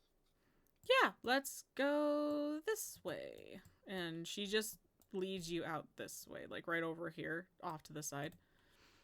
This is like a very big room. So if you want, if you're ever like, Corthina looks over at Creed. You guys come? Oh, you guys we're going? Corthina looks back and forth. You guys. I was going to check in with Nixie. Yeah, that's kind of what I was doing. I was waiting. What's the map? Okay. Yeah. Okay. Yeah, you talk business. Stay safe. Never. Okay. Okay, get an STD then. I don't know. Jesus Christ. Okay. She looks over at you, Kareth. As she looks, don't worry about them. It's all fun and games. I don't take anything serious when it comes to people like that. But like my friend did say, you have been very generous. And I come from a not so hospitable climate. I also am able to recognize a favor is owed when it isn't owed. Whatever you need, I'll let you have one favor. I'm a lot more capable than you might suspect, and so are those two. I promise. I'm sure you are more than capable. If you have made it this far from wherever you're coming from, especially last night, surviving the werewolves, seeing that it was full moon last night, I genuinely thought I was going to have to send somebody back to find your pieces for your friend. But at this particular time, it might just have to be an IOU, because I don't, other than keeping them entertained by whatever means necessary, I have nothing. Okay. Well, I used to be an authoritative figure in my my empire's military. Perhaps an exercise session with some of your military leaders. You know, friendly sparring match. If you insist. She kind of looks around. Well, just gauging levels of preparedness. You know, I haven't. It's off-putting how lax everyone is. She kind of looks around. It's very peaceful, the Second Kingdom, other than the wolves. Yeah, which of course, you leave them alone. You know, they leave us alone. So, well, like you said, the evil queen is out and about. She broke out of prison. The prince is missing. You know, now would be a good time to, reinvigorate the guard, to keep an eye out. You are right. You are very correct. Okay, I can set that up for you. She looks around. I will have one of my ladies go grab the guard, Captain, and he can meet you out, and she'll take you out to the courtyard. Of course. And then, yes, if you need a break from your ladies in waiting, whenever, I'm assuming we're staying the night here, I don't know yet. If we are, I can get you a respite for a night. If you guys stay, yes, that would be lovely. Of course. It's the least I can do. Well, thank you. Well, you go take care of your companion. I will go and do stuff I have to get done, and I'll check in with you guys later. Or have one of my ladies come check in, because they seem to favor you guys quite a lot. At that, Gareth is going to kind of give a little hearty chuckle before waving goodbye and entering the room again. And these girls all just watch and they kind of giggle and move this way, and they're just like staring at you as they walk out. One of them hits the door frame as they all giggle out of the room. Freaking mess. Yeah, I'm just going to kind of ignore him. Just stone cold ignore him for now. Stoicism. It's so hot, baby. It's in. Yeah. They're It's ladies in, in anyway. waiting that don't see any exotic guys. I don't know what to tell you. No, that's all good. I was gonna say, by the time Kareth walks back in, I imagine Krita's taking to the stool beside Nixie. He's basically just like petting her hair for the time being. She just I imagine is Nixie like sleepy? Sleepy Nixie? She's like asleep, like sleepy, kind of like randomly one eye will open and then it'll close, and then she hiccups and a bubble comes out. This lady next to you is like, she's standing there watching, and she has like this little table next to her with like bottles, it looks like medicine bottles on it, and like a bowl of like steaming water, and with a cloth that she occasionally wrings out and gently like rubs her face. And she looks at you, Creed. She's been doing quite well. She's just been sleeping a lot, which is common. We gave her medicine and we're hoping it works. She looks back at the medicine table. She looks back over at Nixie. Hoping? And actually, slightly above the table question, all the tools behind her, would that constitute as a herbalism kit? Because that's how you make like health potions, antitoxins, things of that nature. I would think so. I mean, my brain was just like random little medicines. I don't know. Yeah, sure. Okay, the reason I ask is because Creed can observe like people using tools and use that as like a way of learning. God damn. Yes, I'll just give it to you. Yeah, that's fine. It won't be immediate, obviously, but if he can, No, you're good. Yeah, I mean, I wouldn't know what else to call it. Like a medicine kit. Like if that goes under the lines of herbalism kit, then yeah. So. Herbalism or alchemy. Or yeah. A little alchemist kit or whatever. It's just small. It's only like a couple bottles. It isn't a ton, but she's just like gently like mixing stuff, shaking up bottles, and then she was like pouring it into this bowl of steaming like water. It looks like water, but the more she puts in it, it like obviously changes the color. And she occasionally like feed it to Nixie, and Nixie she's like out, so she's like just dumping water into Nixie's mouth, and Nixie like subconsciously swallows it as she's sitting there. And you, from the morning prior to this morning, you see the spots have gone, there are less of them, and the ones that are left are smaller. So she is getting better. Yeah.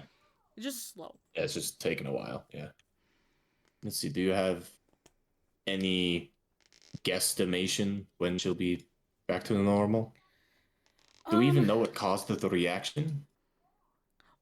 It could be one or two things. There is something in the Fourth Kingdom, but did you guys go through the swamp? I don't recall any swamp. Cortina? Gareth? Looks at you. No. If you don't, Cortina looks at you. I don't remember a swamp. You would know. So I'm going to say that's a no, because you would know. Don't ever drink the water when you go there. Don't ever drink the swamp water. It's bad. It's horrible. Then that would leave it the disenchanted forest on the edge of the Second Kingdom leading into the Fourth Kingdom. If you guys did you guys stop and pick berries or eat anything on the way? Like any of the herbs along the side of the road? Or touch anything? I mean, I did. I admit it. I was foraging a little bit, trying to familiarize. I saw things that looked like blueberries. I didn't feed them to anyone, though. Christina, looks really guilty all of a sudden. Those weren't blueberries? She looks over at Creed. Well, I mean, they look like blueberries. I didn't eat any because I wasn't sure. Did you eat that? Are you? I didn't. Nixie got hungry and wanted a snack, so I pulled them out of the bag. I thought they were blueberries. Oh no, I hurt Nixie! And she slides down this wall that she's leaning against, and she sits there. Oh, come on! This is my fault? Oh, no. No, listen, I'm the one who picked them. I should have picked them if I didn't even know they were safe. Shit. Oh, the nurse, quote unquote nurse. She sits there. Oh, you just gave her waba berries. Oh, this is fun. Waba berries? Waba berries. Waba, like it. Waba. Waba berries. Correct. She nods. Just like furrows his brow and he like looks at Kareth and Cortina's like, what? I don't know, it's a waba berry. What's it do? Yeah, you'll see him just like shrug like, waba. Waba. Okay. So the nurse is like looking at the three of you, obviously not knowing. She's like, waba berries. If you don't prep, they're used for medicinal purposes. If you just eat them, she points to Nixie, this can happen. One of like three things happens. It depends on what species you are, supposedly, or it could depend on the time of year, the temperature. Various things can happen, and it's just the original why they were called waba is because the first thing that happened when somebody ate them was they got like their tongue just grew and they just sounded like they did a ton of tongue twisters and they couldn't say anything, so they were like blah blah blah blah blah. So they're waba berries. I think they should have been called trickster berries, but you know, I don't make the rules. And she goes back to her table and like starts mixing more stuff. Waba. Waba. You mentioned that there were 2 or 3 other things that could happen. Creed's gonna like stand up. His guy could just like awkwardly hover behind the nurse and like watch what she's doing. What were the other symptoms, just so we know what to look out for?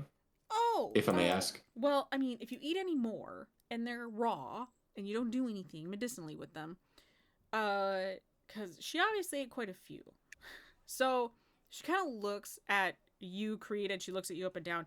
I'm not sure what they would do to you because you're obviously a mix. But Mix. Yes. She points at top half. She points at your head. Tiefling, and she points down. Satyr? Satyr? No, I'm just a tiefling. Tieflings don't have goat legs. She points down.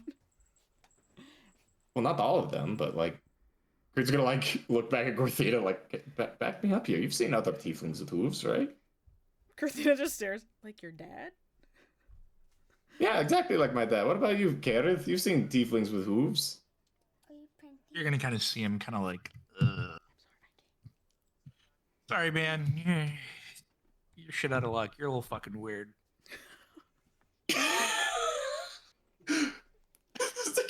Creed's gonna kind of like... It's charming. It's unique quality. Like, Corthina like gently like pets his shoulder and arm. It's a unique quality. It's okay. And you're one of a kind. That's true. I thought it. I mean, nothing wrong with being one of a kind. You're just different. It's okay. Actually, wouldn't it be 2 of a kind if I'm taking after my old man?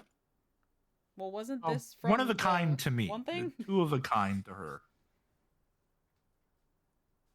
1 is the loneliest number. Yeah. Anyway, sorry. And the nurse is like kind of looking at you guys funny as she points to Corthina and Kareth.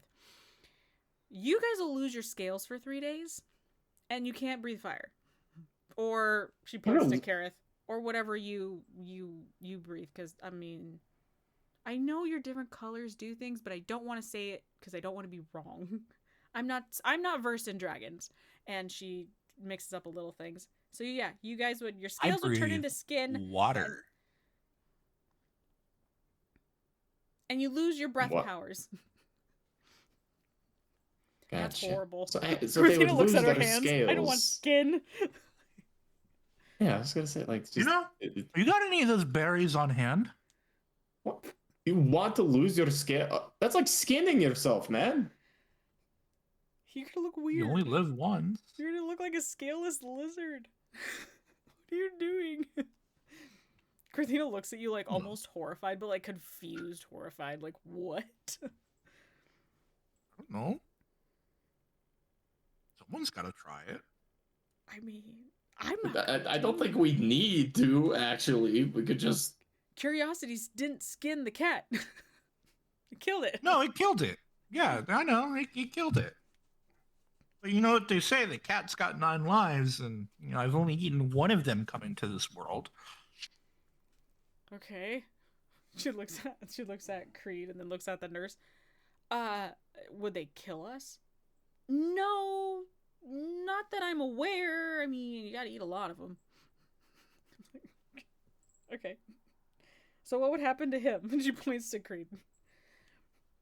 One of two things, or the combination, which could potentially be deadly. She points at Creed. I just advise you not eat them. Okay? Because Completely understood. for you, top half, the tiefling half, it would be, what was that again? She kind of she flips open this book and she flips through a couple pages. Oh, yes. You would go to sleep and be unable to wake up. Oh, wait, what kind of sleep? You just go to sleep, like Queen Aurora from the kingdom, the Sixth Kingdom. She points into a direction. They go to sleep and they just haven't woken up in roughly 200 years. I think that's called being dead. No, they're alive. That's death. They're very much alive. No, that's very much. They're not doing anything, right? They're just laying down. Yeah, that's death. No, they're breathing. They're sleeping. It's just an enchantment. Oh, you've never like a coma. Another witch enchanted them, so the whole kingdom's asleep over there. You can't get through though. The entire. I'm sorry. The entire Sixth Kingdom is asleep. Correct. You want to go to the Sixth? But there hasn't been war in 200 years. Quinthina looks over at Kareth. Why do you want to go to a kingdom where everybody's asleep? I'd like to sleep for once. I don't know about you. That's fair. Okay. So people just go there and they fall asleep on their way there. She kind of nods. Yeah, they kind of get partway through the forest nod and then they just fall asleep. I wonder if that would work. That's actually very curious. I'm curious myself. She looks at Creed. What? Okay. The sleeping at the Sixth Kingdom, the people that go there, do they wake up or do they also get the permanent sleep? Well, nobody's come back. Okay, we're not going there. Fine. Gorthina's Oh, that reminds me, Creed. I signed you and me up for some training. What? Huh? What? Yeah, we're gonna do a workout with the guards here today. Blow off some steam. I'm glad you finished that with the guards because I heard workout and I'm like, excuse me. Like Corthina's sitting there looking at the floor. No, we're not gonna. No, Corthina. No, I mean you could join if you want. I don't know. Corthina's knock some rust off the. Well, no, you need to build some muscle, so that's why I kind of picked you. You kind of need to pick me up, and you need to build some muscle mass, and you know what I mean, Corthina. Corthina's trying not to she's sitting there literally holding the top of her snout down, and she's just pushing her into her neck, trying not to laugh. It's like Captain Tiger Claw over again. You know, but at least he doesn't stand on your back when you're doing push-ups. Oh God, no! I think I'd just break a rib. Mm-hmm. I didn't really like Tiger Claw. Yeah, he made me run around the kingdom, stone cold, multiple times, and then he would stand on my back. Well, he just and abandoned. Push-ups. He abandoned my kingdom. What?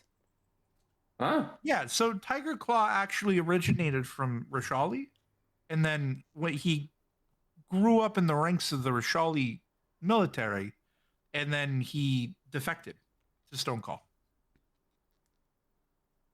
What? No shit. Swear on my life. What? I suppose that explains some things. Completely blindsided, Cortina. The nurse looking in the book kind of flips a few more pages back and forth. Satyrs, they lose all their hair. And then he's gonna like cross his legs, just all their hair. Lose all their hair, and they can't sing or dance, and they lose joy. Cortina looks over at Creed. Oh, okay. So like you lose nothing. Okay, so yeah, those last 3 things don't really mean anything. Okay. That's painful. Oh my god. I'm so sorry, Creed. And she just sits there. I would miss my beard though. That's depressing. It is. But Cortina, you want to join us for the workout? You know, a little 3-on-3 action. You know, kind of friendly sparring. After what happened to those girls, you got to be careful with what you're wording me right now. I will gladly come and spar. Okay. Oh yeah, no. No. It's too soon. I don't know you that well. No. Those are they're playthings. Don't worry about them. They're not. I don't take them very serious. Women aren't playthings. What? Annie, it doesn't matter. No, you're taken. Creed's taken. Don't worry. You guys, you're way too young. She looks at Creed. What? I mean, I get where he's coming from, as much as I hate to admit it. Yeah. She just stares at the floor, then looks at the nurse, and looks back at Nixie and down at the floor. No, Lisa, you're not the plaything. Men! Why are you like this? I can't. You're like a little baby salamander when I need a full, big-grown, fire-breathing salamander, you know? Cortina just looks at you. Fire-breathing salamander up your ass, you toddler screaming baby. Wow, you really fucking... See what I mean? You need to work on your insults. You're not even... At least my breath does not sound like a screaming child. She points at you. Yeah, well, at least I don't have to use my breath to cook my food. I can, use other means. It's like, At least mine's that's useful. the only thing your breath weapon's used for. It's Yours useful. We used to have you guys light our campfires. That's about it. I can do more than cook things. I can burn people down. Well, then come train with us. Show me. I haven't seen. Come train with us. My face hurts. Sure, I'll come. I'll come hang out. There you go. And then, maybe you can put a fire under Creed's ass and to get him some muscle on him. And you'll see him kind of do like little jazz hands and like kind of snap his fingers at that. No, I got muscle and Creed's gonna flex and it's just utterly pathetic. He's fine. Man. Did you see the same thing I just saw? Yes. You know what? And he's gonna mutter like twig in Draconic and then point to Creed. It's Sunday. Oh my god. Listen, I'm lean. You know what? You know what, Kareth? I'm stronger than you. It's fine. I don't need to prove anything. It's fine. Sure. He How muscly does Kareth even look, realistically? Because he's just like, what, a wizard? Okay, so he... Like, Captain of the Guard, yes. So he has some muscle. No, he's absolutely fucking stacked. Okay. He is 6'6", 250 pounds minimum, pure muscle. Because he only recently got his warlock powers, and before that, it was just pure brute strength and dexterity to climb through the Rashali rings. Okay. So it was So he is stacked. He is like Corthina's ex stacked, probably like her dad stacked almost, only not 9 feet tall. Got it. Okay. Yeah, he doesn't have like an 18 strength score. He has a 15, but like, yeah, he's fucking jacked. He's a gym bro. Hang on. And I have something that can be really funny later on. Anyway. As they're comparing muscle sizes, Creed's gonna go to the nurse, and she has like a little field manual or whatever, right? Yee. Do you happen to have another one of those in case Nixie gets sick again and we need to work on the road? I don't have an extra, but I got this. She kind of flips it over, and there's a maker seal on the back, and it is where are we gonna? This book came from the Fourth Kingdom in Rivertown. Yes, yeah. That's where I bought it from. I was coming up here because I got offered this job. I was coming from the First Kingdom, and I passed through Rivertown, and this just happened to be here. It was very nifty.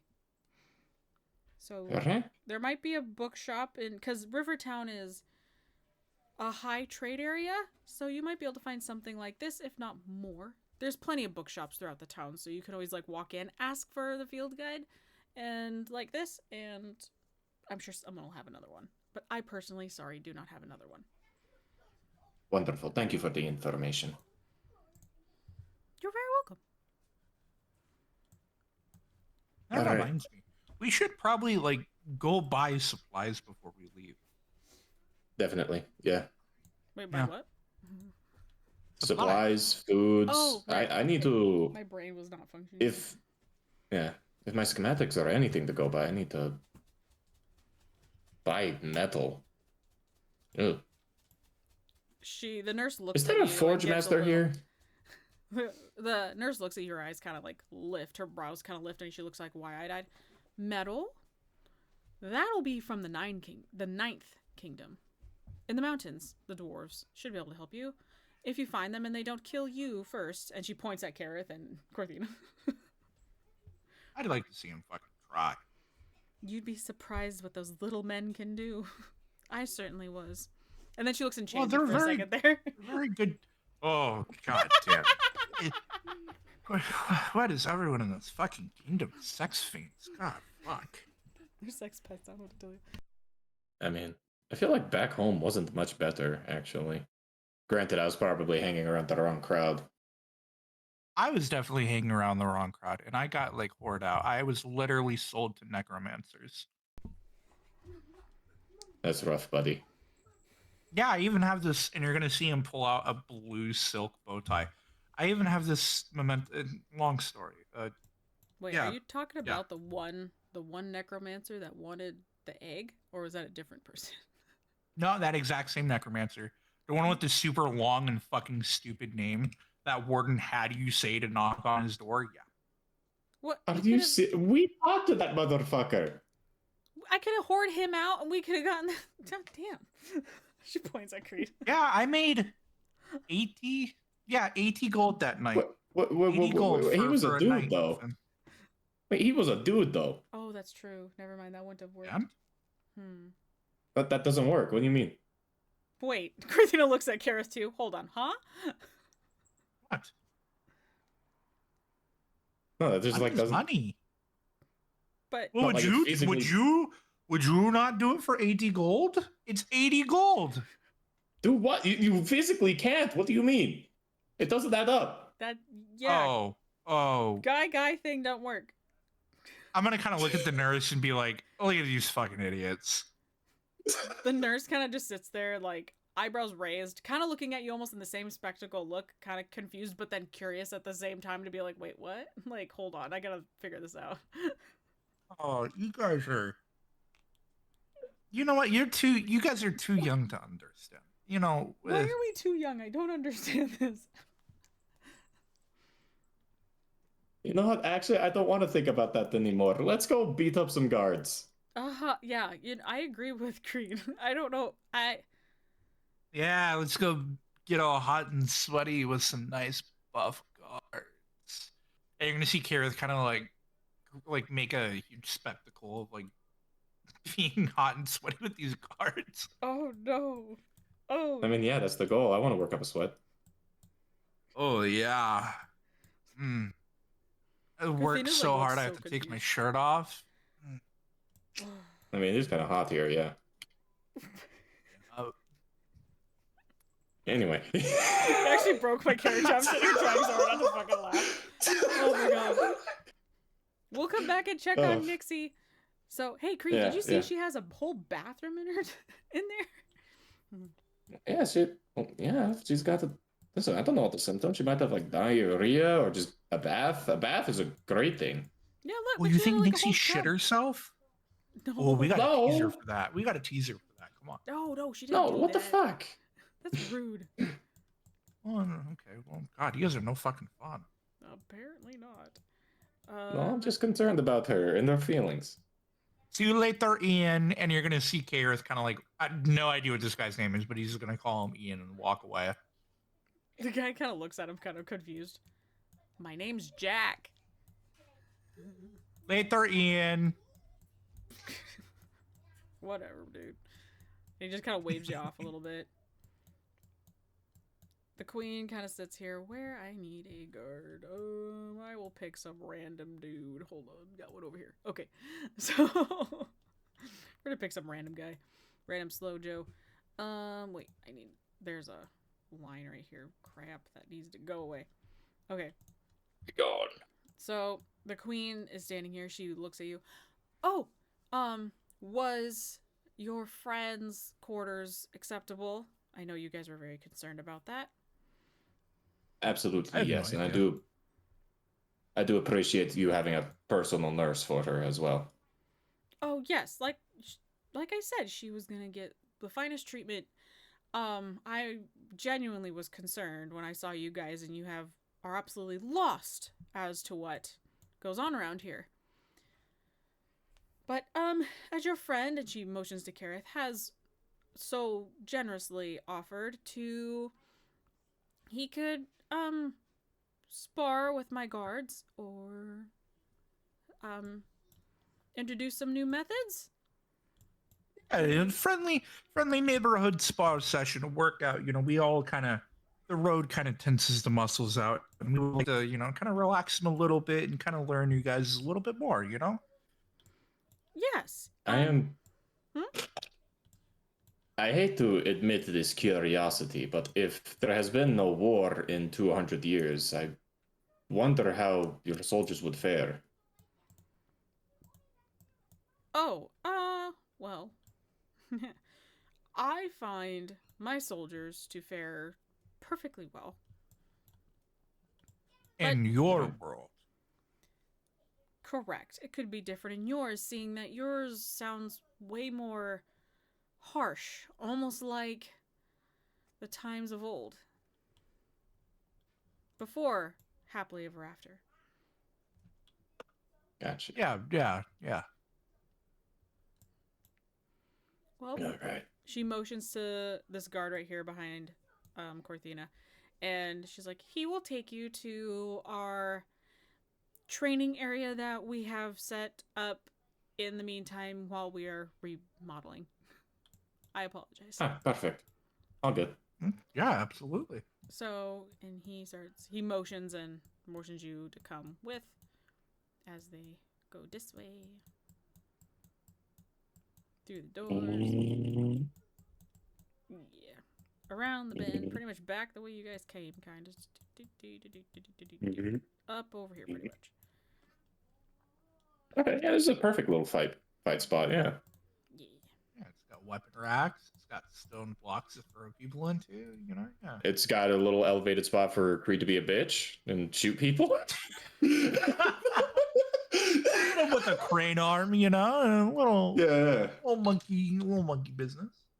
Yeah, you see guards kind of looking around for the just curious as to what's gonna happen here, and you recognize the guy with the big plumes comes up out of appearingly nowhere. You guys aren't sure where he came from. He wasn't there 2 seconds ago, and now he is. He stands at attention for you, and all the other guards immediately, you hear the metal all at once just go shing as they all stand at attention. So you have training methods that would better my soldiers, as he says. Potentially, authoritative voice. Potentially. I just want to know. I just want to see if my training method's different from yours, and The road is weary, weary on my bones. So I kind of wanted to see, A, what kind of training you guys do, and B, kind of, work up a sweat. He gives a hearty nod. All right. And you kind of get the feeling that he's like eyeing us up and down, like as the group. He's eyeing us, like unsure, because it's an odd question to ask a place you've never been before. What are your military training methods? And he's like eyeballing you, not sure. Like, but he'll humor you as he stands to the side and waves, and one of the guards comes up, and the captain, he goes, "You spar my man, or do you want to just watch my men work?" Oh no, I'm sparring him. And as that, you're gonna see Kareth kind of like do these stretches. He's gonna like with his back, do stuff like that. He's gonna kind of stretch his legs out. And at the end of it, you're gonna see him clap his hands. And as he pulls his hands out, he's gonna draw both of his swords. Okay. All right. Who wants to go first? You're gonna have to give me 1 second. I was not prepared for this, so give me a second. Well, he motions to this guy, and he's like, he is one of my best fighters. We will work with him. Let's see. All right. What's your name, man? He kind of just stands there, very silent, doesn't say anything. Ooh, wait. Creed's gonna snap, and he's gonna do sign language. He just stands there. Does he do? Very robotic. Oh, okay. He's just standing there waiting. He's like very soldier ready, just standing there. He doesn't even have a sword drawn yet. He's just standing there. That son of a bitch. I was thinking he was deaf or mute for a second. Oh. All right, whatever. I don't have how do I get this? Hold on. Delete. Hold on. Gotta find a stat block. Shit. Hold on. I'm working on it. I know. See, this is why I love being such a volatile player. All right, let's think on our feet today. What are we doing, Kat? I wasn't prepared. I was prepared to fight a pack of wolves. I was not prepared to fight a random. Hey, man, you called it a puppy. It was a puppy. Exactly. Give him a wolf stat. Okay. He charges backward. He lunges with a spear. Guy gets knocked prone. Same thing as a bite attack, really. Honestly, yeah. I could totally do that. Let me. Oh my gosh, where? And then it's kind of up to you. Do you want it to be even matched, or do you want it to be one side mops the floor with the other? Yeah, I know. That's what I'm trying to figure out here. Hold on. Let me look back at this stat block over here. 1 second. Do I want to use magic? Ooh. Do I want to be a cheating little asshole?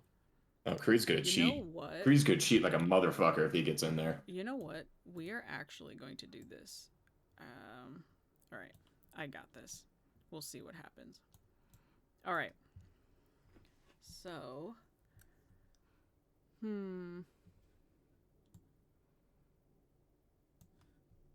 Yeah. Yeah. This is what we're going to do. All right. I got it. All right. Yeah. We're going to use. Got it. Okay. Cool beans. All right. He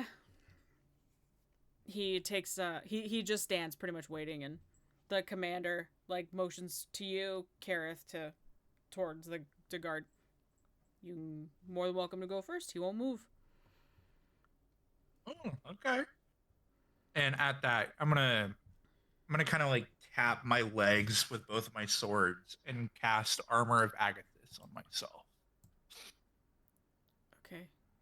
What does that do? And as I do it, so Armor Agathis, a protective magical force surrounds you, manifesting a spectral frost that covers you and your gear.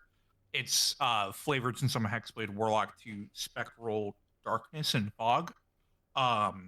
You gain 5 temporary hit points for the duration.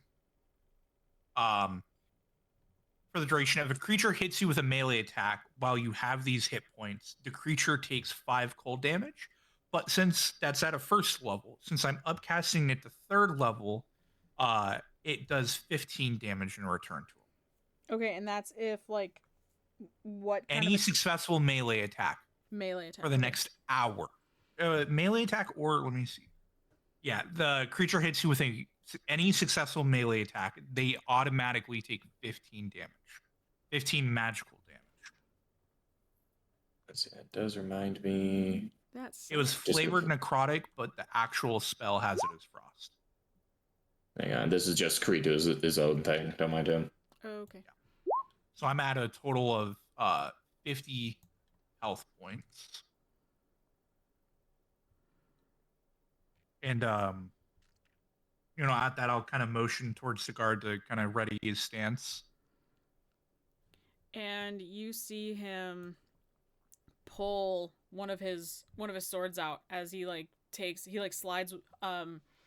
slides one of his feet back as he readies his sword, and he kind of like gives it like a finesse of a spin in his hand as he grabs it really tight. And his movement was fluid and fast. Okay. He's not like lunging to attack though. Nope, he's waiting. Okay. Then I will close the distance. I'm assuming we're within 5 feet. And well, it's only just a regular guy. Mm-hmm. There's no need to kind of go crazy with him. I'm gonna kind of take my short sword and kind of just try to, like, as like a fencer would do, kind of just jab right into his chest. Gonna roll to attack for me? Sure. I was thinking this would be like a 23 to hit. And that hits. Obviously it hits. The damage on that is a total of 6 damage. Yeah, as you strike him, he like kind of takes the blow, he leans back with it, and it doesn't do a ton, but it does some as he swings back because your arm is now outstretched. He's going to take that opportunity and he's going to swing back with his thing. Hopefully, I think, yes. Yeah. We're going to roll this really quick. Oh, 11 won't hit you, does it? Nope, I have an AC of 15. Huh? I have a 15 AC. Damn. All right, and he swings and he misses. You're just too fast. Your move. Yeah. I thought, strong and silent there was actually going to put up a good fight.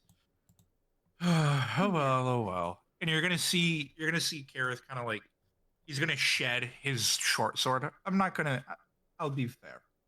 And he's just gonna toss into the ground, kind of like surrendering it in between us before lunging with his long sword, kind of slashing at the tendons in his elbow.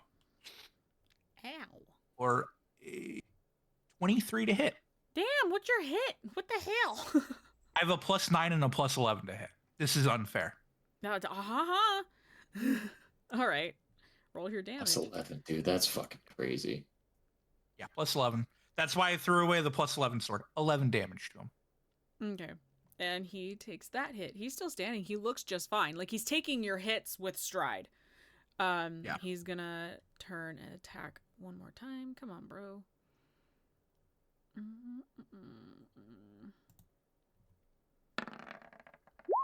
There we go, 20.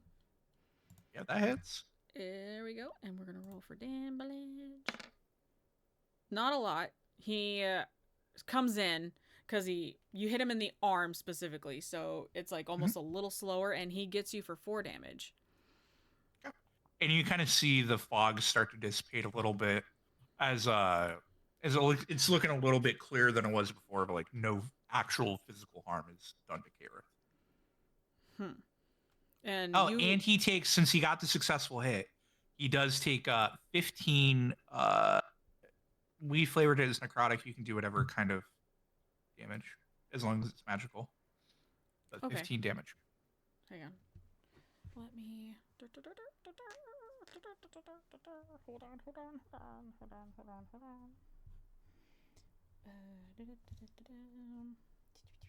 Sorry, hold on. No, you're good, man. And then 15.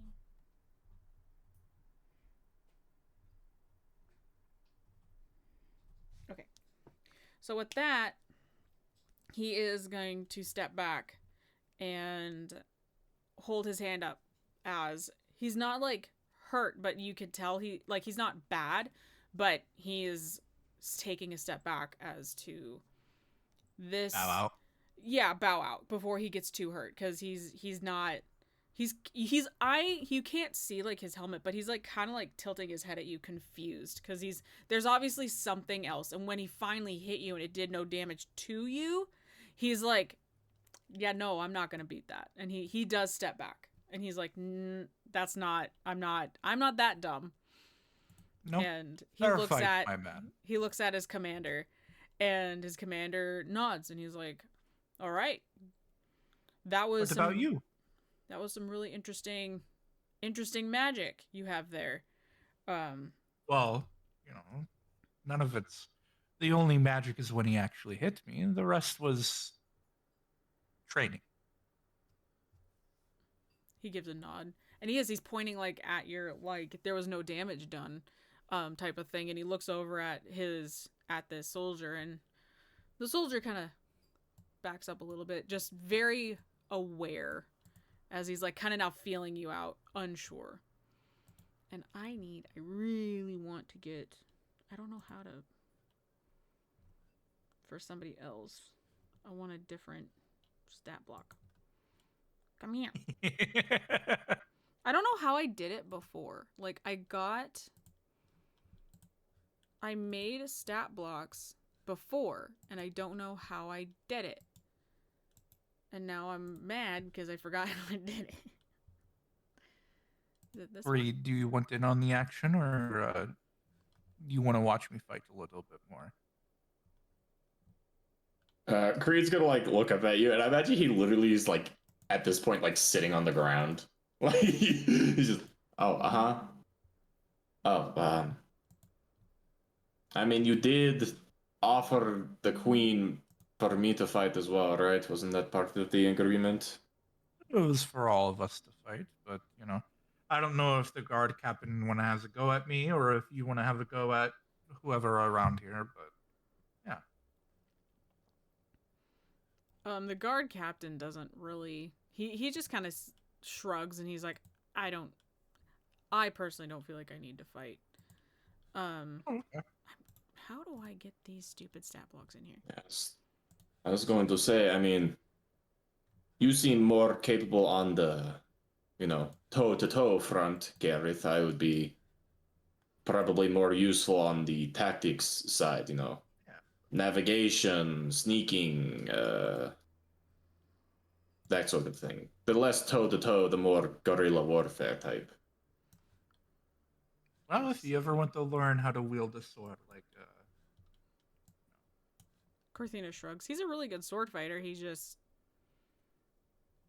doesn't do better it? at distance fighting, to be honest with you. Well, yeah, there's no reason if you have the choice. Just engage at the range. Well, throw a battle, adrenaline, Cortina knows what I mean. She's a fire dragon. Yeah. Yeah, I mean, I'll do that. I'll go toe-to-toe with somebody. I don't personally want to do it right now. But, yeah. I mean, unless I want to go to toe-to-toe with you, Kareth. She kind of looks at Kareth up and down. That's up to you. I'm right there. Give me just a second. I'm having issues. Creed's gonna like look over at Corthina before like looking back at Kareth like, ooh. Ooh, what? That'd be an I don't know, he's nervous. Yeah, Creed, I actually do wonder who would win that fight. Actually, Corthina steps up. I'd kick your ass any day. Suit the fuck up. Let's go. Yeah, she goes to pull her sword out, and it's not there. I'll help pick you up my get your short sword. Go ahead. No, she starts to get her armor from the cart. This ain't fair. She pats herself. Wow, I've gotten so comfortable here. I will be right back. And I'll help you suit up. She jogs away really quick to go to the thing. Yeah. And as you're so you go all the way to the cart to get your stuff, right? She's gonna go to the cart to get her stuff. Yeah, Creed's gonna help her like armor up, do all the straps and stuff, and then like out of nowhere, he's gonna like look, kind of scan around before he's gonna get like really close to Corthina. Okay, don't tell anyone. And he's going to hand her off a potion of hill giant strength. Just trust me. I just can drink kick it. his ass without this. I don't need this. No, just not just listen. He was making fun of your muscles. He was making fun of my muscles. Well, I mean, yours are. We said we were gonna work on those. Shut up. What? Well, yeah. See, the work is right here. He's gonna like shake the bottle. Oh. But anyway, seriously, whoop his ass. All right. I insist. She is going to, as we're suiting up, she's gonna take a swig. All right, cool. I have no idea what the fuck they do. I'm not sure if that counts as a proper use or not, but if you drink it, your strength score becomes 21 for 1 hour. Yeah, it's literal fucking cheat codes. It's steroids on. It's the biggest shit. Like, it's the biggest I'm a shit lord kind of potion I've ever seen. Oh, exactly. No. That's why Creed made it. Yeah, I know, 100%. It's the biggest. It's so abused in every campaign I've ever played in. Dude, I was gonna level with you. If we did do the 3-on-3, Creed would be like, "Oh, hey, I gotta go stretch. Give me a second. Do you mind if I use this 10? Thanks, guys." I'm just gonna like slam that down. Oh my god. The crazy thing is, those potions are worth like 400 or 500 gold a piece too. They're so valuable. So what would the modifier be on that? Is that 5? It'll be a Still plus 5. Okay. Yeah, it's still plus 5. I think anything over 20 is only plus 5. I don't think it goes up to plus 6. That's what I thought. I thought it was only a plus 5. Well, every even number, it becomes the next modifier. So 22 would be a plus 6. 24 would be a plus 7. And that is, I can say that definitively that's how it works, because 1, NPC sheets. 2, higher rarity versions of giant strength potions can get you up to like 26 strength.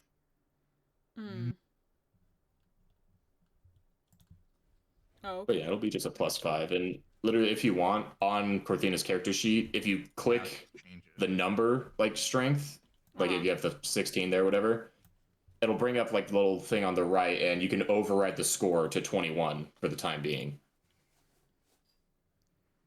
Oh, okay, that would actually be. We'll do that for a second, just for a little bit, and then we'll just push anti-air. Are you gonna? Yep. And that also. Oh yeah, and it's plus 5. Cool. And then I'll fix it and put it back down where it was before. All right. And then. She has her. You're actually gonna see Creed hesitate for a second afterwards. After handing the potion, he's gonna kind of like fiddle with one of his necklaces. You know, Gareth did have a point where, you know, I do stay at range more often, so you should probably take this, I think.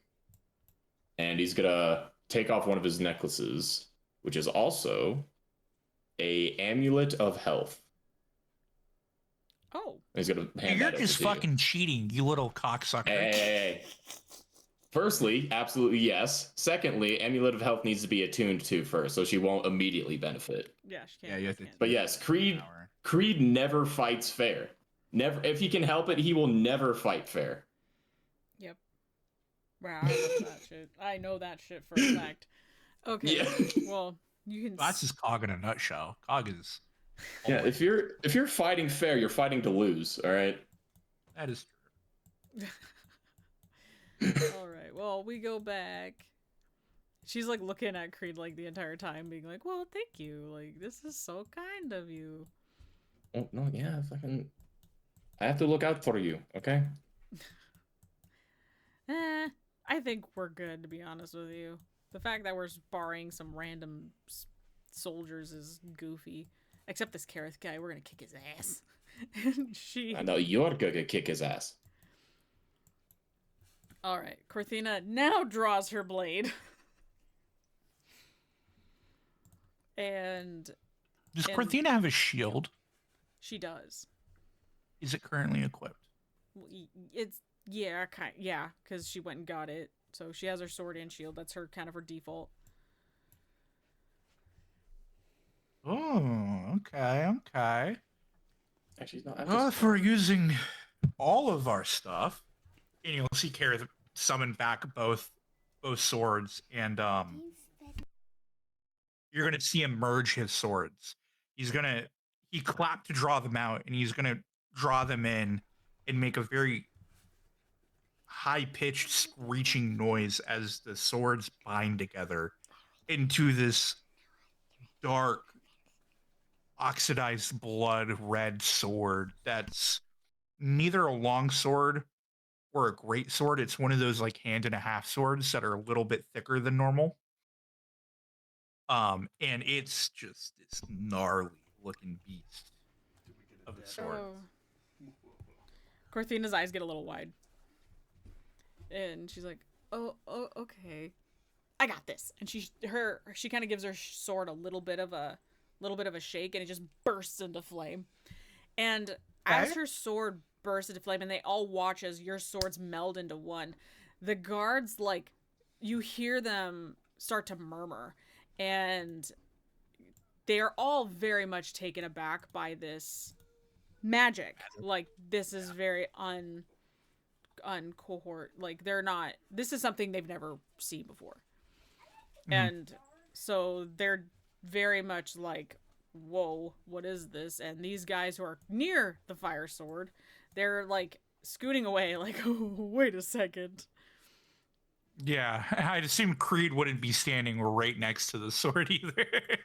Well, no, he takes a step back before, like, he sees everyone else's reactions, and then he's like, oh, fuck, I need to officiate this, don't I? Okay. He's gonna, like, very awkwardly, like, step in between. He's like, okay, I want a good, clean fight. We go until one raises their... Are you both right-handed? No, I'm ambidextrous. Yeah. Okay, ambidextrous and right-handed? Sure. Okay. You will go until the other person raises their left hand and admits to yielding. That seems fair? Yeah. Are you both in agreement? Alright, cool. And Creed's gonna, like... You see that you feel like the aura of the commander stand up behind you, Creed. As he's looking between Kareth and Corthina. And don't burn my castle to the ground, thank you. As he looks back and forth. I promise. Then at Corthina specifically. Damage. Like, Corthina's like... as you see, like, smoke come out of her nostril. Yeah. Well? Okay. Alright. How do you want to do this, Corthina? How do you want to do it? She kind of motions Creed to scooch out of the way. Oh, I was gonna referee this. Okay. I would not be anywhere near these swords. It's gonna be big. We're dragons. What do you expect? Creed's gonna sit on the crazy. There is no surrendering here, dude. Yeah. Yeah, he's gonna like sit behind Kareth, and he's gonna start like bouncing his foot on the crate, and then like at Corthina, he's gonna whisper like, "Beat his ass." Corthina motions to him. Babies first. Sure. You know what? Sure. I went first in my last duel. Why don't you go first? Oh man, do I cheat even more? If you do cheat, Gareth will know at this point. You are in front of him. No, okay, he wouldn't. No. You're not a silent caster or you're not a sword. Casting. You don't have. Who's that anything about casting? That's the only cheating that you've done. Corthina approaches with her blade. Yeah, we're close enough. It's fine. And she takes a good fucking swing. Boom. Let's go. Will you swing, damn it? No, you bitch. Oh, that was not the first one, not the second one. So the 12, not the 20. Yeah, because it lagged. It lagged on my end. Oh, you're good. It was the 12, and she swings. You'll see Kareth kind of look at it. You'll look at it for a second before taking his sword and just kind of locking your hilt and then throwing your blade away. Oh, Corthina. Swing again! This is how you attack. And you're going to see Kareth kind of bring it down in a very top-heavy attack. He's just cleaving straight down at you. Okay, roll to attack. What is that? You're multi-attack, 21? Cortina. You're faster. 21, yeah. She quickly puts up her shield as you bounce right off of it. And she Very comes good. down underneath her shield with her sword again, because she technically has 2 attacks. And she's gonna... Oh, you do, yeah. Wait, she paladins have does. 2 attacks? Yeah, paladins have multi-attack. And she's gonna swing 21 to Yeah, that hit. hits. And we're gonna do... This one always doesn't make sense to me, but we're gonna do this. And then... What is the other one? 2 more for the fire damage. So you get 10... Fuck. You get 10 of the slashing, and then... Or 11 slashing, excuse me. And then 10 fire damage. 11, 21 total. Okay. Yeah, you take a pretty decent chunk out of Karis' armor. He seems a little bit staggered back by it, but he's still pretty in there. Okay, well, I got a second attack, so hold on. So she I was gonna say, rolls remember, around. there's also the mastery of the longsword. Yeah, well, yeah, and she comes in, swings it back the other direction as she finishes her strike with a 26. Damn. She said she was gonna kick his ass, so she's gonna kick his fucking ass. And that's 12 slashing with 12 5 slashing. fire damage. It's already rolling your fire damage when you do that, by the way. Is it? It doesn't Yeah. do it on this side. It says 12 slashing, 15 slashing if it was two-handed, 7 fire damage while flying for a total of 19 or 22. Oh, And then you rolled that does breaking it does it do it down in in roll the chat. 20. It does do it in Yeah. roll 20. Okay, never mind. Then forget the 5. Never mind. That's dope. Okay. I appreciate that. 19. Thank you, roll 20. Hey, D&D Beyond, can you get on roll 20's level, please and thank you? That's frustrating, actually. It doesn't automatically do it over here. Okay, so well, that's the damage. Yeah. And You see the hit, and I mean, you kind of cut deep, and you definitely broke his armor here, as you definitely are drawing blood. And you'll see Kareth kind of grimace down for a second before just kind of sitting there and kind of just like shaking his head. And let's see. What good old man. Oh, I'm totally fine. Don't you worry. Don't you worry. Let's see. Is this where is it? No. I love how completely Why do I have overkill it was to like buff Corthina with the fucking potion. A little bit. Maybe such a little bit. That's Just a okay. smidge. That's what Creed lives for. Yeah, no, Kareth has no armor. Like, I don't know why you did that. Kareth has campaign starting armor. He doesn't have anything. Which is a surprising, seeing that what his authoritative was. I'm surprised he didn't get anything from that. I don't know, bro. Kareth is going to go ahead and slash into you again for a 26 to hit. That actually hits. Okay, so let me break this down for you. Oh, God. In totality here. While merged, the weapon deals 1d10, 1d6, 1d12. I need a wisdom saving throw from Corthina of a DC. Let's see, what's it here? 8 plus. Oh, really? No way. I rolled a 1. Yes, you fail. So you She got become 11. frightened. Are you immune to frightened? No, she's not. Okay, so you are now frightened. And then now I get to roll damage on you. How long am I frightened for? Until the start of my next turn. Okay. So damage here is this. So 12, 17, plus 1d12, plus my strength. 17, 21, plus my strength for a total of 23 damage. Damn. That was a heavy hit. You notice that was a very heavy hit. Yeah. Let me search up the effects of frightened again. And so you can't move closer to the target, but since you're in melee range, that doesn't matter. If the target of fear is within sight, you get disadvantage on attack rolls and ability checks. Oh yeah, But wait, not his saving attack, your throws. attack was supposed to be at disadvantage anyway. What the hell? Oh yeah. You didn't call me on it, yeah. I'm gonna get you. Zap. Disadvantage on next turn. So... Yeah, you have disadvantage on ability checks and attack rolls, and then, yeah, you can't willingly move closer to me from now on. Okay, well, that's the thing. And then as a... But I forgot, you're sapped. Yeah, I was sapped for that one turn, yeah. But did you roll disadvantage at this one? I didn't, because it wasn't called. I mean, I could re-roll it. No, you're fine. I'll do it, but next time. Okay. Remind me. Remind me, sap. No! I'm not going to remind you. That's not my job. All You're right, I'll do already it. I'll cheating. remind. No, get the... No. I'm just kidding. I'll remind. I'll remind. Yeah, I'll tell my Tog, colleague. you remind. Yeah. Let the cheater remind people.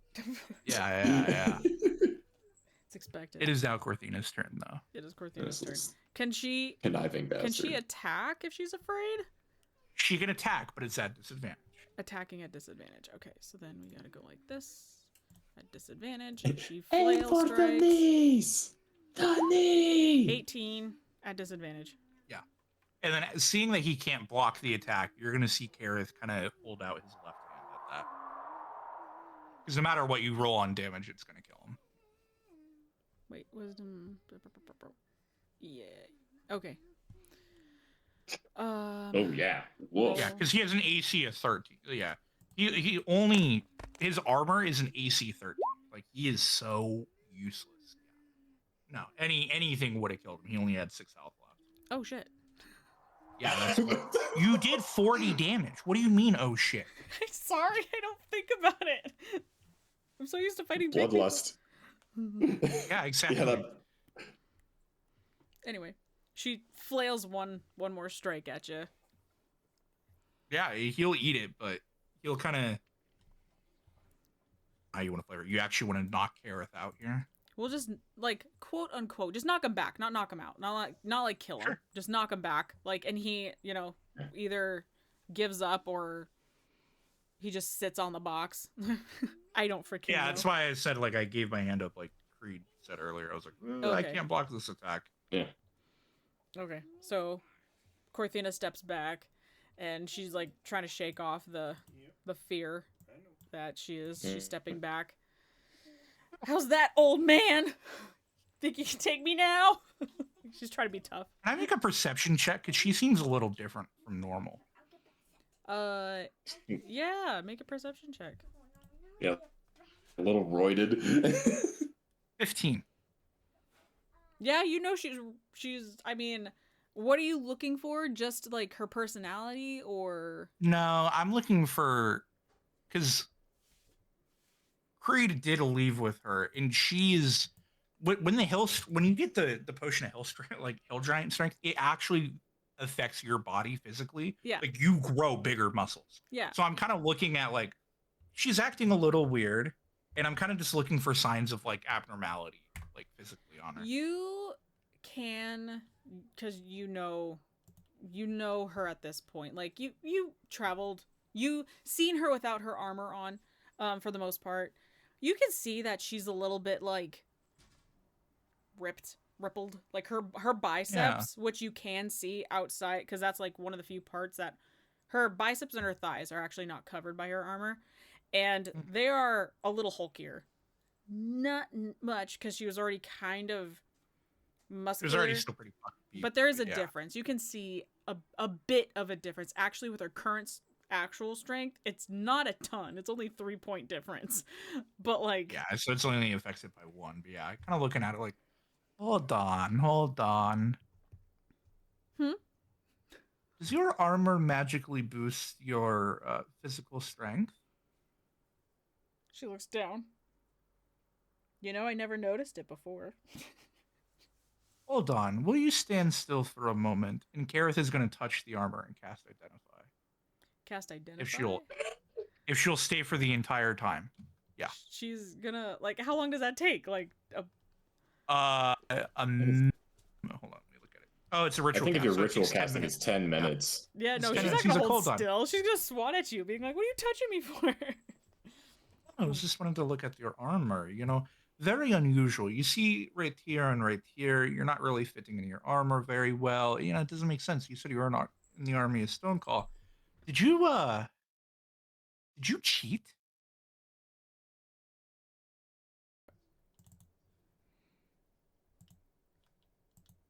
Oh.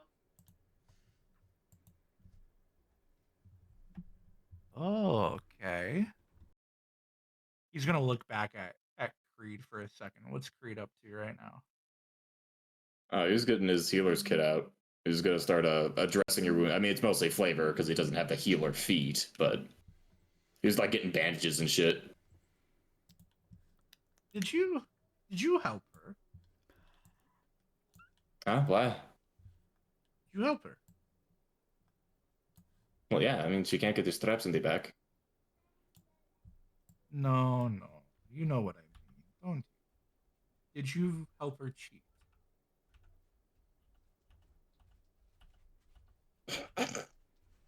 Corthina looks at Creed. The guards and everybody look No. back and forth between you guys, like, what the hell is going on? And these two guards I completely are forgot about the eyeballing. armor of Agathis damage too. You would have been, fuck. I would have actually made that a fair fight because you hit twice, so it would have been 30 damage, and the third hit would have knocked you out too. Fuck. That would have ended in a draw if I actually paid attention to my armor of Agathis. Oh yeah, I'm sure it would have. Does 15 damage a per, so that would have been 3. That would have been 45 damage to you from reactions alone. Shit. Yeah. Let's see. Well, okay, let's see. It says while you have the temporary hit points. If you gain. Yeah, while you have these hit points with the previously mentioned temporary hit points. They updated that. Or no, this is the legacy spell. It wasn't like that before. I've never seen that question. Hold on. Let me pull up 5e. Yeah. I'm not doubting. I'm looking at it right now, but I've never seen anyone. So as you Creed are like addressing Kareth's wounds, Corthina's kind of like standing there, like shaking out her arms, putting her sword back as the blade like steams, like as it cools, going back in her sheath. There's these two guards over here that are kind of eyeballing her up and down. And like they're kind of whispering at each other and stuff, and they wave this guy over, and he like kind of saunters over. Like they're all of a sudden just like, what the hell? Like holy shit, like what the fuck? Like they're like can't believe what just like occurred, that she just like whispering like wow. I mean, shit, I'd be amazed by a flaming sword wielding muscled to high dragon, hell. Yeah. A dragon. And then these guys are just like commenting, like you can hear, because I'll give you your passive perception because it's so fucking high. You can hear them commenting on Kareth and like the blade on that he merged together. Like these guys are these guys are impressed like by what happened to this commander guy. He's like, you guys are very far from home because that magic is not from these parts that I've ever seen. Yeah, it's a different world where we're from. Corthina nods. Yeah, very different. And he looks You down. never answered my question, Creed. Huh? You never answered. What question? I asked, did you help her cheat? And then you just started stuttering, and then that was it. Well, sorry, I'm a little scatterbrained. You got like, you're bleeding here, and now Captain here. Don't worry about these. These will heal on their own. Well, they're going to leave scars. I mean, look, like you're getting your clothes all dirty. You'll see Kareth pull up his shirt. There is not a single piece on his torso at this point that isn't scarred in some way, shape, or form. It looks like my dad. She points. Corthina's just pointing. He's got that. I mean, still, Sorry. Well, I just want to make sure the cuts don't get infected or anything. Plus, I mean, the nasty burn marks, you know, it's like a first degree burn on your forearm here. Yeah, I mean, it's fine. It all heals. You know, Yeah. it's bonding between dragonborn. Isn't that right, Corthini? You keep your scars too? Scars? Me? No. Oh God, you're such a fucking princess. Am. She just gives this big smile on her face. That's what my dad always used to call me, Princess Ruby. Oh, okay. So I didn't know that the temporary HP actually scales with Armor of Agathis too. Yeah. So I fucked that part up too. I would have gained 15. Okay. Good to know. I don't know this. That was my first time ever using that spell outside of Warden's campaign, and Warden's Okay. campaign is Warden's campaign. It's like, oh, I'm gonna do 50 damage to you in one hit. Yeah. Yeah. But anyways, I insist, at least for the sake of the, you know, burns No. not getting infected. No. I mean, No? if you want, we could go talk to a nurse. I guess Corthina's kind of like looking down and playing with her shield Yeah, a or little take bit.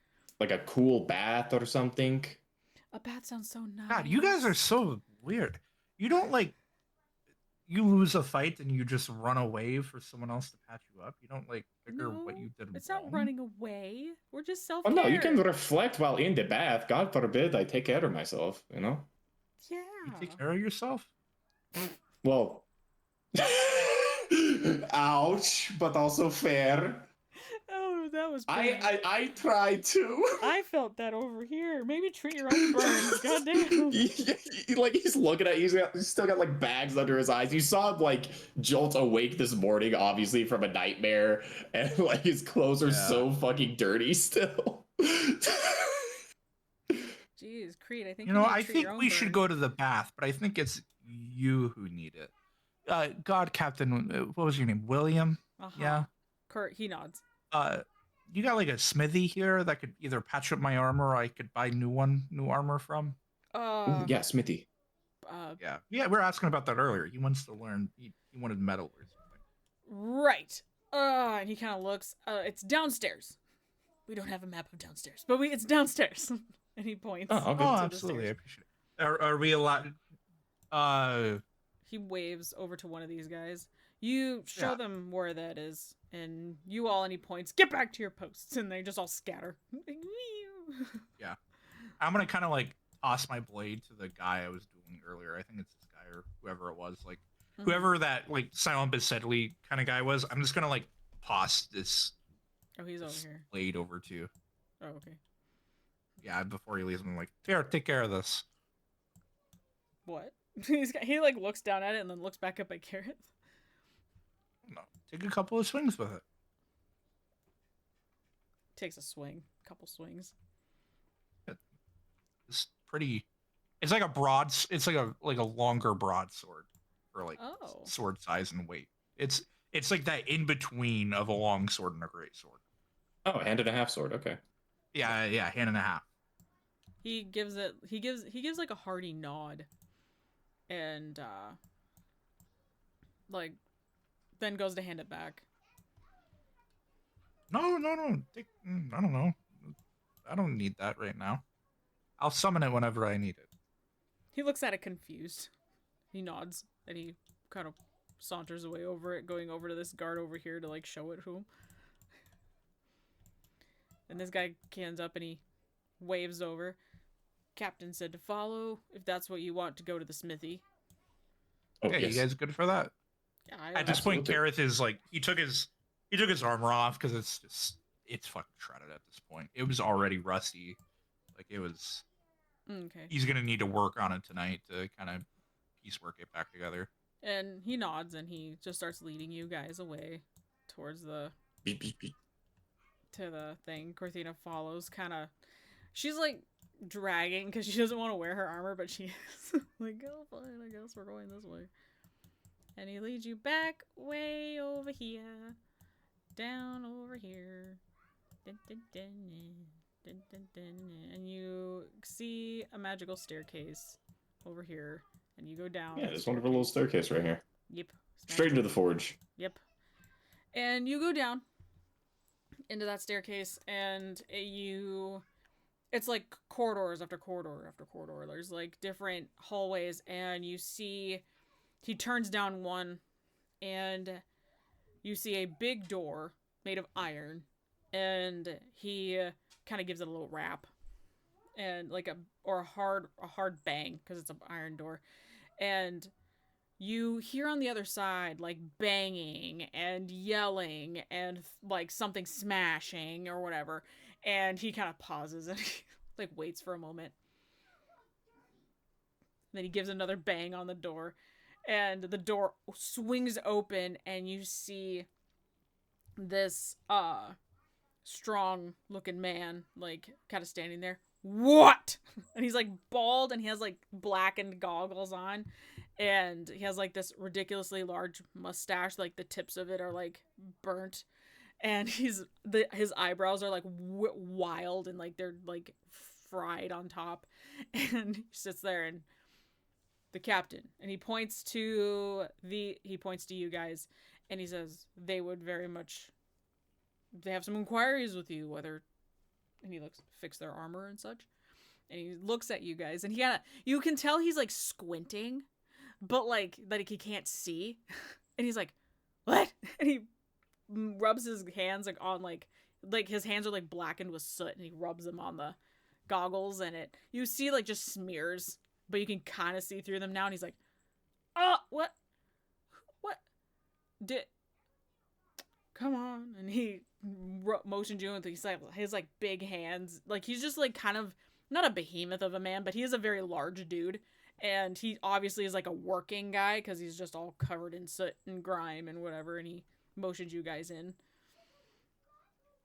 and you walk in, and it's like just this big forge with this huge forge oven, and it has like different like troughs of water and different places, like he can work on like multiple projects at one time if he wants. This place is large. Oh shit, this is, wow. Creed's kind of like as he's walking behind the group, he's kind of like taking it all in. At some points he's like walking backwards to like admire this huge furnace and whatever he has in there. Yep. And you see just the different, like pretty much any tool you would need he has in here. What do you need? And he like pulls his goggles out from his face, and he takes like his like shirt that's all sooty, and he holds it up, and he's like sitting there trying to like clean the inside of his goggles, and he snaps them back on his face. And when he snaps them back on his face, you see his goggles, and it like his eyeballs like are magnified, so they take like the entire goggle, so it just looks like two bug eyes on his face. I'll kind of just like hold up my chain shirt. My armor got tore up, and this is trash. He pulls it and just grabs it. Yeah, that's exactly. Also, do you want your goggles clean? I can help with that. Oh, they're perfectly fine. They're clean. And he turns, and he has your shirt and the chain shirt in his hand. He's like kind of walking, and he's like winging it around, and because it's rusted and old, it keeps continually falling apart because he's just roughly moving it around, just swinging it like he's looking for something, and you're not sure what, because there's just shit everywhere, and he starts rummaging in this pile. It's got like sentimental value. Please don't break it anymore. Oh fuck! And he tosses it on one of the tables. And it just kind of goes shing, like just kind of, obviously continually like it's damaged, just gonna keep falling apart type of thing. Yeah. And he tosses it, and he holds up another one, and he walks up to you, and he holds it out to you like to see if it would like fit. He's like, "How's that?"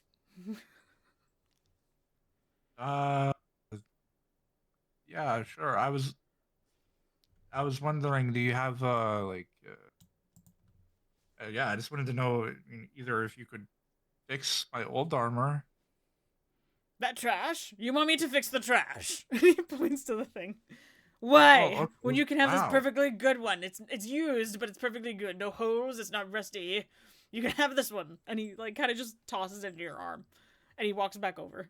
Like to a project he was working on, and he pulls it out, and it's this red hot blade that's like really long, and he just starts beating the shit out of it with his hammer. What else do you need? Well, I was wondering if you had like any different kind of armor. I don't know if you had like magical armor. Magical? What do I look like? A wizard? Unbelievable. These kids. Well, you never know. And the world died. He's gonna kind of look at like Corthina and Creed, like the world I came from. I always talk to a smithy for magic. I mean, Corthina kind of shrugs. You're right. You know, you're not wrong. Normally, we would come to like a blacksmith of sorts, like for magical armor.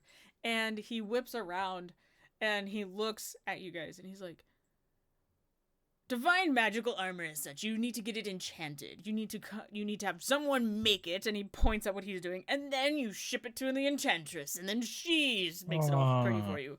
There's a process. Okay. I apologize, sir.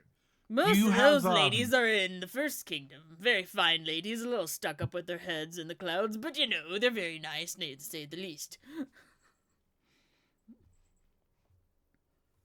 I was wondering, do you have like any like half plate armor or anything of that sort? Like something that's a little bit more protective than just a chain shirt? He kind of looks over at his pile of stuff. Brutal honesty. No. This, and he points to the piles of stuff. Like, there are, like, plates and stuff that would easily be changed into armors. And, like, stuff that's even just armor, it just needs to be redone, refinished. And he kind of sits there, he's like, they're all taken. These are all the projects I need to work on. And he points to another, like, anvil and, like, the forge. And he's like, if you want something, you can bring the materials and make it yourself. I was going to say, could an extra set of hands help at all? He points at a hammer. Gladly. But I have a standard. And he points up at the oven. And there's this list of standards that he has for, like, his projects. So, like, it's like plate armor, there's a list of standard of what it needs to meet, and then it's like a long sword, these are the standards. Like everything, there's like this long huge ass list of stuff, and they all have a standard. He's like, as long as it meets those standards, I don't care. The last young man who came in here, and he starts banging at this sword again, who came in here, tried to help me, he was like, you're too bossy, and he left like some wimp. Just keeps going. I'd love to help you fulfill orders. Creed, I think you'd like to do the same, right? Of course. Well, Creed's gonna like kind of motion to himself. These young men will have no problem taking orders. I'm here to learn. He looks back at you. His glasses are all sooted back up. You! And he sticks this iron blade in the water. And his glasses, like, his lens is clear. You! And he points to, like you, and he has, like, this cooled blade, and he kind of, like, flex at your jacket, like, pointing at your arms. You scrawny thing! What? And he starts sticking it back in the fire, and he grabs another something out of the fire, like, with tongs, and it's a helmet, and he starts kind of, like, shaping it on this other anvil-looking piece. Well, and he points to some really disheveled pieces that are, like, they're like chest plates, but they're really banged the shit out of. If you can fix one of those to that standard, I'll gladly take your help. Very well. I'll get it done. Good boy. Have fun. And he just goes right to work with his whatever. Because you see, like, the term "too many irons in the fire" does not apply to him. Gotcha, okay. Alright, let's see. Do I... No, I don't. I have guidance. Yeah, Creed's gonna start going to these, like, bent breastplates or whatever. And he's gonna, like, take a hammer. He's gonna look at the standards again. He's just like... Alright. Let's see how this goes. Corthina's, like, leaning against the frame of by the door, like, staring at you guys, like... She almost looks comfortable. Like, she just is, like, slouched down, like, against the wall. And she almost looks, like, half asleep. Because she just is like, it's so cozy in here, guys. It's so warm. It's hotter than fucking hell in here. That I forgot to mention, like, in the beginning. It's like, you're just... When you walk in, you're immediately sweating. Just because of how the size of the oven. Corthina's, like, looks like she's in seventh heaven. She's like, so nice. Yeah, I was gonna say, Creed probably will strip down to like a very plain white shirt and like his, you know, trousers or whatever. He left his jacket with Corthina for the time being. Yeah, she's holding it. She's And, just sitting there holding your guys' extra things, just like, this is so nice. I'm sure he's already got beads of sweat going down. But yeah, for these breastplates, I imagine just strength or athletics. I was thinking just a straight strength check. I mean, athletics to me, I don't know. I mean, is this? No, yeah, that's fine. I don't know. I'm very like very basic with stuff with the checks and stuff, but go for it. No, good. Okay, cool. So because that is not a skill, I can't guidance, which means as he's getting ready to hammer away, you're gonna see him like take the hammer. And he's gonna do like the sword's blessing, where he kind of like brings it to his forehead or whatever, and he's actually going to cast enhance ability to give himself advantage on strength checks. Nice. Okay. For the next hour, and that is his last second level spell slot. If I could mark it, please. There we go. All right, come on, Creed, do something good, man. Please. Not great. That's a 9. Hear this bang echo through, and he turns and looks. You forgot to put it in the fire, you dope. Shit. All right. He's gonna like scramble to put it in the flames, get it warm, and find a spare glove somewhere so he's not gonna burn the shit out of his hand when he grabs it again.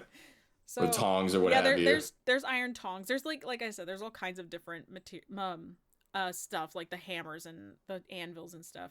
Kareth, what are you doing? What is your plan? I'm just gonna let him do this. If Creed wants to learn smithing tools, I'll find something else. You can have fun with this. All right. Well, Creed, we're gonna say you work. It takes a little bit to heat up, but you start seeing the metal change from that dark metal, gray silver color to like starting to get that red hot bright color, and he motions the he doesn't have a freaking name.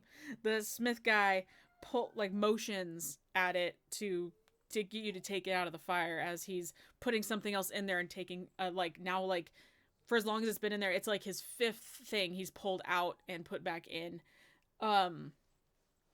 And you're gonna go and you're gonna take it, put it on the anvil, and go to take another swing at it.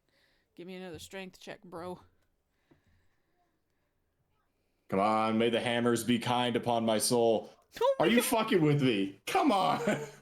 You hit it. And it's just you miss where you want to hit, so it leaves like a neck. I hit my thumb. You hit your thumb. Yeah. Yeah. Fucker. He doesn't move. He looks over his shoulder at you. You see one of his eyes kind of twitch, and he goes back to what he's doing. Gotta get this right. I'm gonna get this right. He's hurt, but he's not gonna give up. He's a stubborn bastard. Do it again. Strength check. Dude, strength check. All right, come on, Creed. There we go, there bud. You go. That's one dent. One dent is out. You hit it just right, and the dents, one of the dents you were aiming for, pushes back to smoothen that small piece, and you get a little confidence boost. But like, hey, I'm slowly getting this. This is good for me. Like, yay! And if you want to continue, right, you're more than welcome to continue. We can keep going and just honestly make, we can say you work on this for the next hour or whatever. Corthina at this point kind of slides out. This isn't her thing. She slides out. Kareth, do you want to continue and watch, or do you want to go meander and flirt with women or whatever you want to do?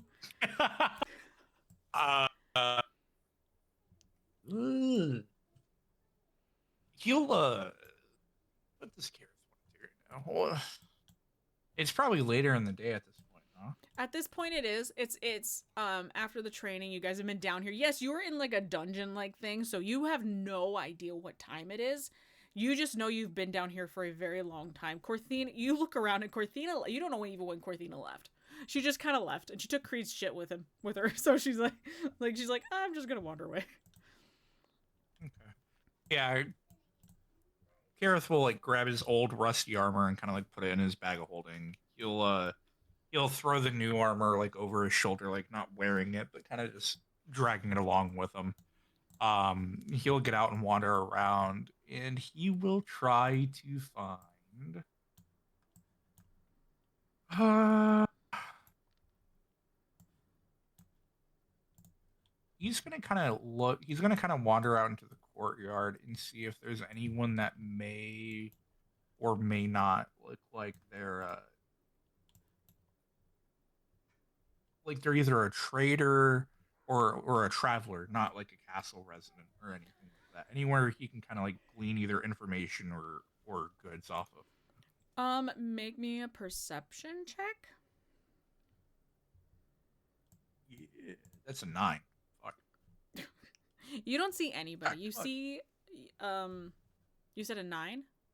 Yeah, 9. Okay, yeah. You don't see anybody who like distinctly looks like a traveler. A lot of the people you're seeing are like the construction people. There are people moving bricks. They're like going in and out of the castle with materials.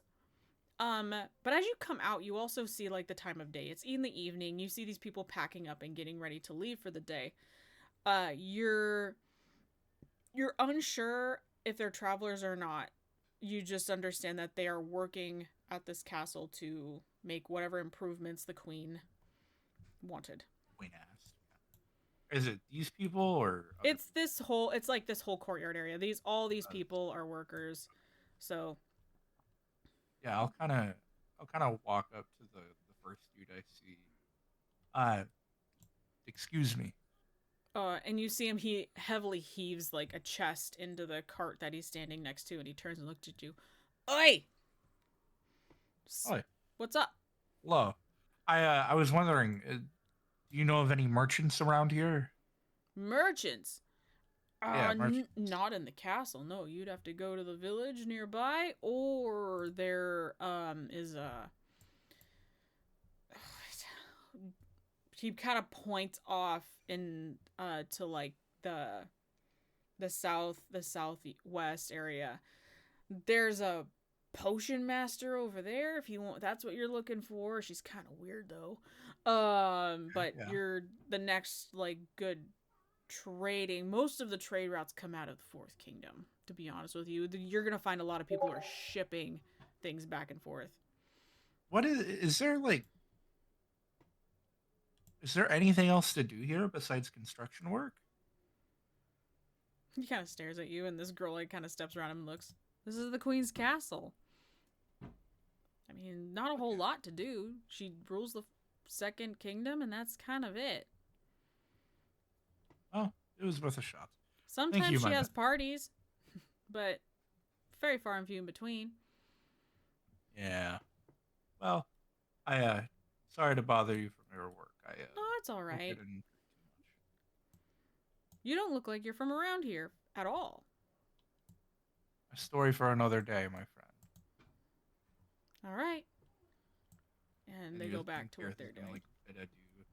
He's gonna go back in and kind of just meander through the halls, kind of thing. He's just gonna kind of look for anyone that's not a construction worker or a guard, kind of thing. He's like, there's not a whole lot. I mean, you see, like there was like this noble guy right here. He's just been like watching what's going on outside. Let me open this part of the map for you. Locked? It is. It is unlocked. Bloop. Okay. And we're exploring the map. Yeah. Huh. There's like the only thing that I'm trying to think of what he would do at this point. There's like not. You just socialize, really. There isn't a ton to do, just because I mean half the castle is broken down right now, and you're not. It's very bland. Like there's not a whole lot. You came at the very worst time. Let's just put it that way. Like there was if any other time you came, because even a lot of like the staff, the normal staff is like really low. Like for a castle, it's a lot of guards and construction workers. You're not even sure if the queen even sleeps here right now due to the construction, because there's not really a whole lot going on. Yeah. The only other thing Kareth would do would go to the cabal of women surrounding the queen, where he'd stumble around and find where is she on Huh? Yeah. And then he'd just be like, ladies, you guys want to have dinner? It's about Oh, that they all time. kind of ooh and goo over you, and the queen sits there and she takes a step back and she looks at you, Carrot. She looks at you and she goes, "Oh, you're back. How was the sparring?" Oh, you know, I would definitely recommend getting more, more guards. More guards. Ah, easier said than done. Got the bath ready. Amen to that. No, even if you get more bodies, they're not always capable. But oh well. Got the bath ready. No, it was good though. It was blew off some steam. Well, that's good. That's always nice. Yeah, and Kareth is wearing he's wearing a very old kind of gray loose plumey shirt and then his normal hardened leather trousers and his battle boots on. And the shirt only goes down to above his elbows, and he's still pretty cut up and pretty tore up from his battle with Corthina. And I mean, he has just scars galore, kind of showing. The girls are like, "Oh no!" And they all like kind of swoon over him, and they're like looking at like all the scars, all the wounds, and they're just like, "Oh, you poor thing! Is there anything we can do to help?" Oh, absolutely, absolutely. First, I would love some dinner. Can we please eat something? I'm starving. And then he's gonna send a telepathic kind of little note to the queen of this would probably be the best time for you to leave. The queen smiles. She gives a nod. She's like, "Well, you ladies, how about you take him to the small dining area and feed him? We will have dinner ready soon. He can have something small before we make the main meal." And the girls, they all just start oohing and gooing and super happy about that as the queen steps away and she goes, "Oh no. We're going to pretend that there's like a magical staircase that goes up," and she disappears upstairs because I did not prepare for that. No, man, they're oohing and gooing over Kareth. Okay. Yep, they're oohing and gooing over Kareth. Creed, make me a strength check. Oh shit! Yes. Avantage. Nat 20, baby. Let's fucking go. There you go. Creed's got the hang of it. You've been down there for hours, and you finally are sitting, beating those chest plates, just going to town, like finally getting it. And I feel like that would be like the best. If you want to keep going, you can, but I feel like you're getting the smithy tools pretty handleable. You can do that now. Okay. Yeah, I imagine he's gonna be doing this for like, fuck, knowing his dumbass, he's probably gonna do it till like 2 a.m. He's just gonna get distracted and keep doing it. Yeah, he's just gonna get distracted. He's gonna keep seeing more breastplates, and he's gonna keep seeing these standards and get all OCD about it. It's like, no, it's not perfect. It's not. Ah. That's totally fine. So Kareth, I don't have a dining room. I'm not role playing all that because we'll just. Yeah, they take you to the dining room. We all room. know how it ends. They take you and spoil you rotten, and whatever that night leads you, you end up having the girls all night long. Aerith will make it a point not to do anything, but just make sure to keep them occupied. Oh yeah, they're like oohing and gooing over you. It's what they do. It's just girls, whatever. And Creed stays up till all hours, doing the smithing. And Nixie is sick in bed. Corthina is chatting up with nobles, actually. And yeah, I think at that point I can call it a stop.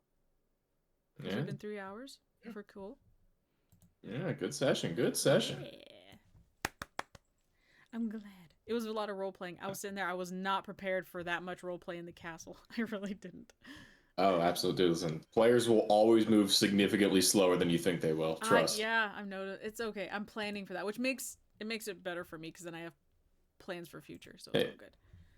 Should we get a long rest